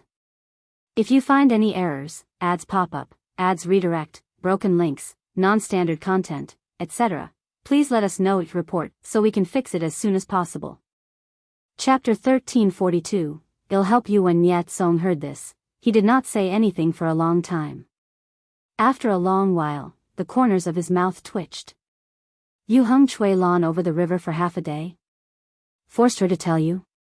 Gu Yundong rolled her eyes. Is that the main point? And you have to understand that she attacked me first. Do you want me to pretend that nothing happened? Not really. I just realized that you seem to be especially good at turning passive into active, especially when someone wanted to set her up. She used them in the end. I'll take that as a compliment. Nya Tsong was speechless. He shook his head to get rid of the messy thoughts in his mind and began to think about Bai Muzi. According to what you said, Bai Muzi is precious, and my father-in-law and uncle don't have a good relationship, so he can't bear to help him repay the favor. He can't bear to give it to the Chui family, so he naturally can't bear to give it to Yenya. So, the more Nya Tsong thought about it, the uglier his expression became. He suddenly stood up and slammed the table. He's clearly using Yenya to force the Chui family to give up on Bai Muzi. The Yen family didn't suffer any losses, and Chui Lan didn't suffer any losses. However, only my wife was innocently implicated. Not only was her head smashed, but she also had to watch the Yen family put on a show of deep father-daughter love for us and blame everything on us. It's simply preposterous. Bastard. No wonder after Imperial physician Chui diagnosed her, they sent him away on the grounds that Miss Chui was the culprit. They found another doctor for Yenya. They were afraid that Dr. Chui would find out that Bai Muzi was not needed to treat her. Niet Song was furious. He lifted his leg and kicked over a stool at the side. The people outside the door heard a crisp sound and could not help but look inside. They saw the young master's ashen face and sharp eyes. All of them immediately looked at Gu Yundong worriedly, thinking that she had made the young master lose his temper. Unexpectedly, Gu Yundong was calmly drinking tea. Instead, she looked very relaxed and was not affected by his anger at all. After a long time, she waved her hand for Niet Song to sit down. All right, it's useless to lose your temper now. We have to consider this matter at length. Anyway, we can't let your wife suffer, right? Niet Song sat down and drank 2 mouthfuls of tea before gradually calming down. He glanced at Gu Yundong. You want Bai Muzi?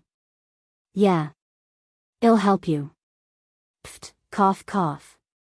Gu Yundong choked on her tea. Of course, she hoped that Niet Song would help her. She had thought of a lot of words to convince him, but before she could say a word, he took the initiative to mention it. Gu Yundong did not know whether to laugh or cry. Are you really going to help me? Of course. The Yen residence really thinks him a pushover.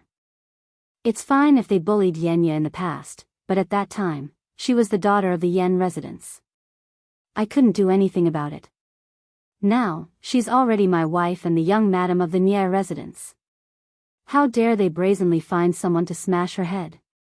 Do they think they can touch our Nye residence just because they want to? Niet Song was really disgusted by the Yen family's actions. The problem was that they even pushed the problem onto him.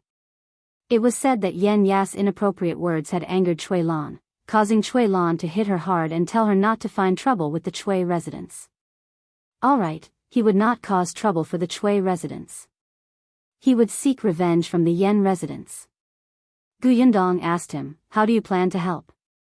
Niet Song thought for a moment. We have to consider this matter at length. He hadn't thought of it yet. Gu Yundong said, actually, I have something else to ask you. If you find any errors, ads pop up, ads redirect, broken links, non-standard content, etc., please let us know it report so we can fix it as soon as possible. Chapter 1343, Going Too Far, Go Ahead. Niet Song knew that Gu Yundong had just found out that his wife was the second daughter of the Yen family. There must be something else going on. Gu Yundong pursed her lips. You know, Auntie Dai, Nye Shuang, and I opened a milk tea shop in Xuanhe Prefecture. The last time Nye Shuang came to the capital, she bought a shop in the capital and planned to use it to open a milk tea shop. Yes, that's true. I know where the shop is. I'll bring you to take a look later. I've been there, Gu Yundong said. Just now, I went to look at the shop according to the address Nye Shuang gave me, but I realized that the door of the shop was open. An old woman called Mother Chen claimed to be Mrs. Yan's servant. She was introducing the shop to someone. She said that she wanted to rent the shop out for 30 taels a month. What did you say? Niet Song suddenly stood up, a look of astonishment on his face. Gu Yundong asked, the key to the shop, the key to the shop. I asked Yenya to keep it. As expected, Gu Yundong sighed. It seemed that the key had either been coaxed away by Mrs. Yen or taken away under threat. Previously, she did not understand. But now, Gu Yundong understood what Mrs. Yen was thinking. That shop was empty anyway. If she rented it to someone else, she could earn some rent. How could that not do? It didn't matter even if Niet Song found out later. Niet Song could be considered her son-in-law anyway. Could he slap her face in public? Men all cared about their face. It was just an empty shop. It wasn't like the Nye family didn't have money. They could just buy another one later. Perhaps this shop would become hers as she rented it. They're going too far. Song really didn't expect so many things to happen in one day. He turned around. "I'll go ask Yenya." Yundong was stunned and quickly pulled him back. "She's still injured and timid. If you go over so angrily, she'll think that you're going to denounce her. Won't she be even more afraid in the future? If the couple's relationship was damaged, wouldn't she be the culprit?" Song clenched his fists tightly. When he thought of Ya's personality, he instantly felt discouraged. He sat back down and rubbed his temples. Why did so many things happen just after returning to the Yan residence? He could not stop her in time. So what should we do? Yundong thought for a moment. "I'll ask." "What's the difference?" Speaking of which, he was Ya's husband. No matter what, Yundong was still a stranger, right? Yundong could not be bothered with him. She stood up, cleaned her clothes, and went back to Anha garden. As expected, Yenya did not sleep. Yundong guessed that she would not be able to sleep at this juncture. When she saw Yundong coming over, she quickly got up again. Yundong immediately stopped her. Yenya turned her head, but she did not see Cong. She was at a loss. She had a feeling that something bad had happened. Yundong secretly exhaled and squeezed out a smile. Her voice became gentler. "Sister-in-law, I just found out that you suffered a lot. Your head was smashed by someone.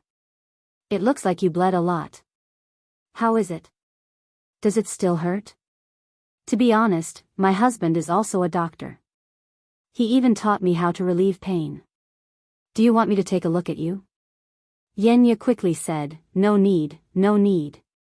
It doesn't hurt. It's just a small injury. It only hurt when I applied the medicine yesterday. It's fine now.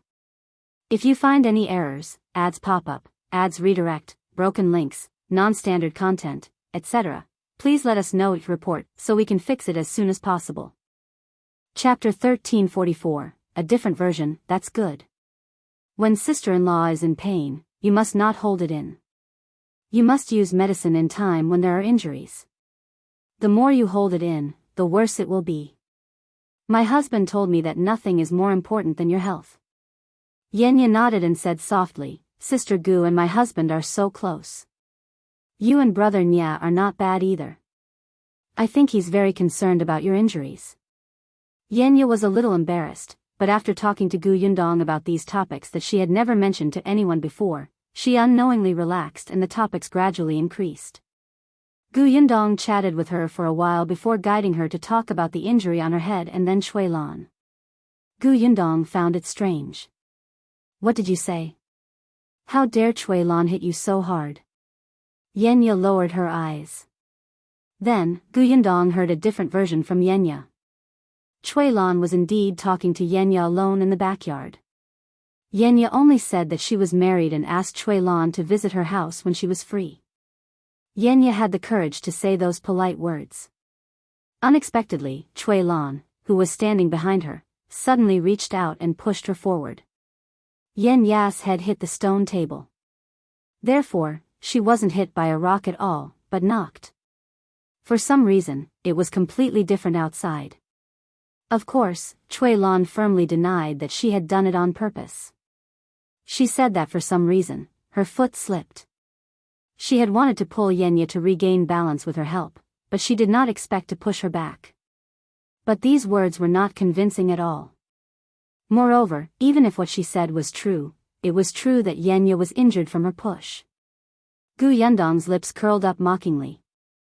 So that was how it was. She found it strange. Yenya and Lan did not have any deep hatred. They did not know each other in the past. How could Lan be so ruthless to Yenya just because of a few words? However, the Yen family blamed her for saying those words in front of Yenya.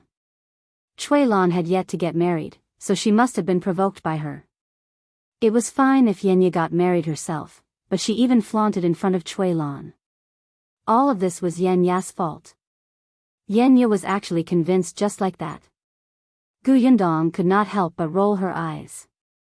This woman was lucky that she had met Song, or she could be easily killed. You were unconscious at that time? Were you conscious when Imperial Physician Shui came? Naturally, she wasn't awake. When Yenya woke up, Niet Song was already here. The wound on her head had been bandaged. She didn't even know that Imperial Physician Shui had come to take her pulse. But then I fell asleep again. When I was half asleep, I heard someone talking outside the bed. Mrs. Yen and Yen Ling were the ones who spoke. The two of them were muttering over there, saying that Yenihai was biased and actually let her use such a precious by Muzi. In order to save her life, she did not even listen to the old master. The medicine had clearly been promised to be Yen Ling's dowry. Now that the priceless dowry was gone, Yen Ling had suffered a huge loss. Yenihai even reprimanded the mother and daughter, saying that Yenya was his daughter after all. Although he didn't dote on her in the past, she was still his biological daughter. How could he watch her die? Not to mention by Muzi, even if it was something even more precious, as a father, he would do everything he could to find it. These words made Yenya feel complicated. She felt guilty, touched, and uneasy. If you find any errors, ads pop up, ads redirect, broken links, non-standard content, etc., please let us know each report so we can fix it as soon as possible.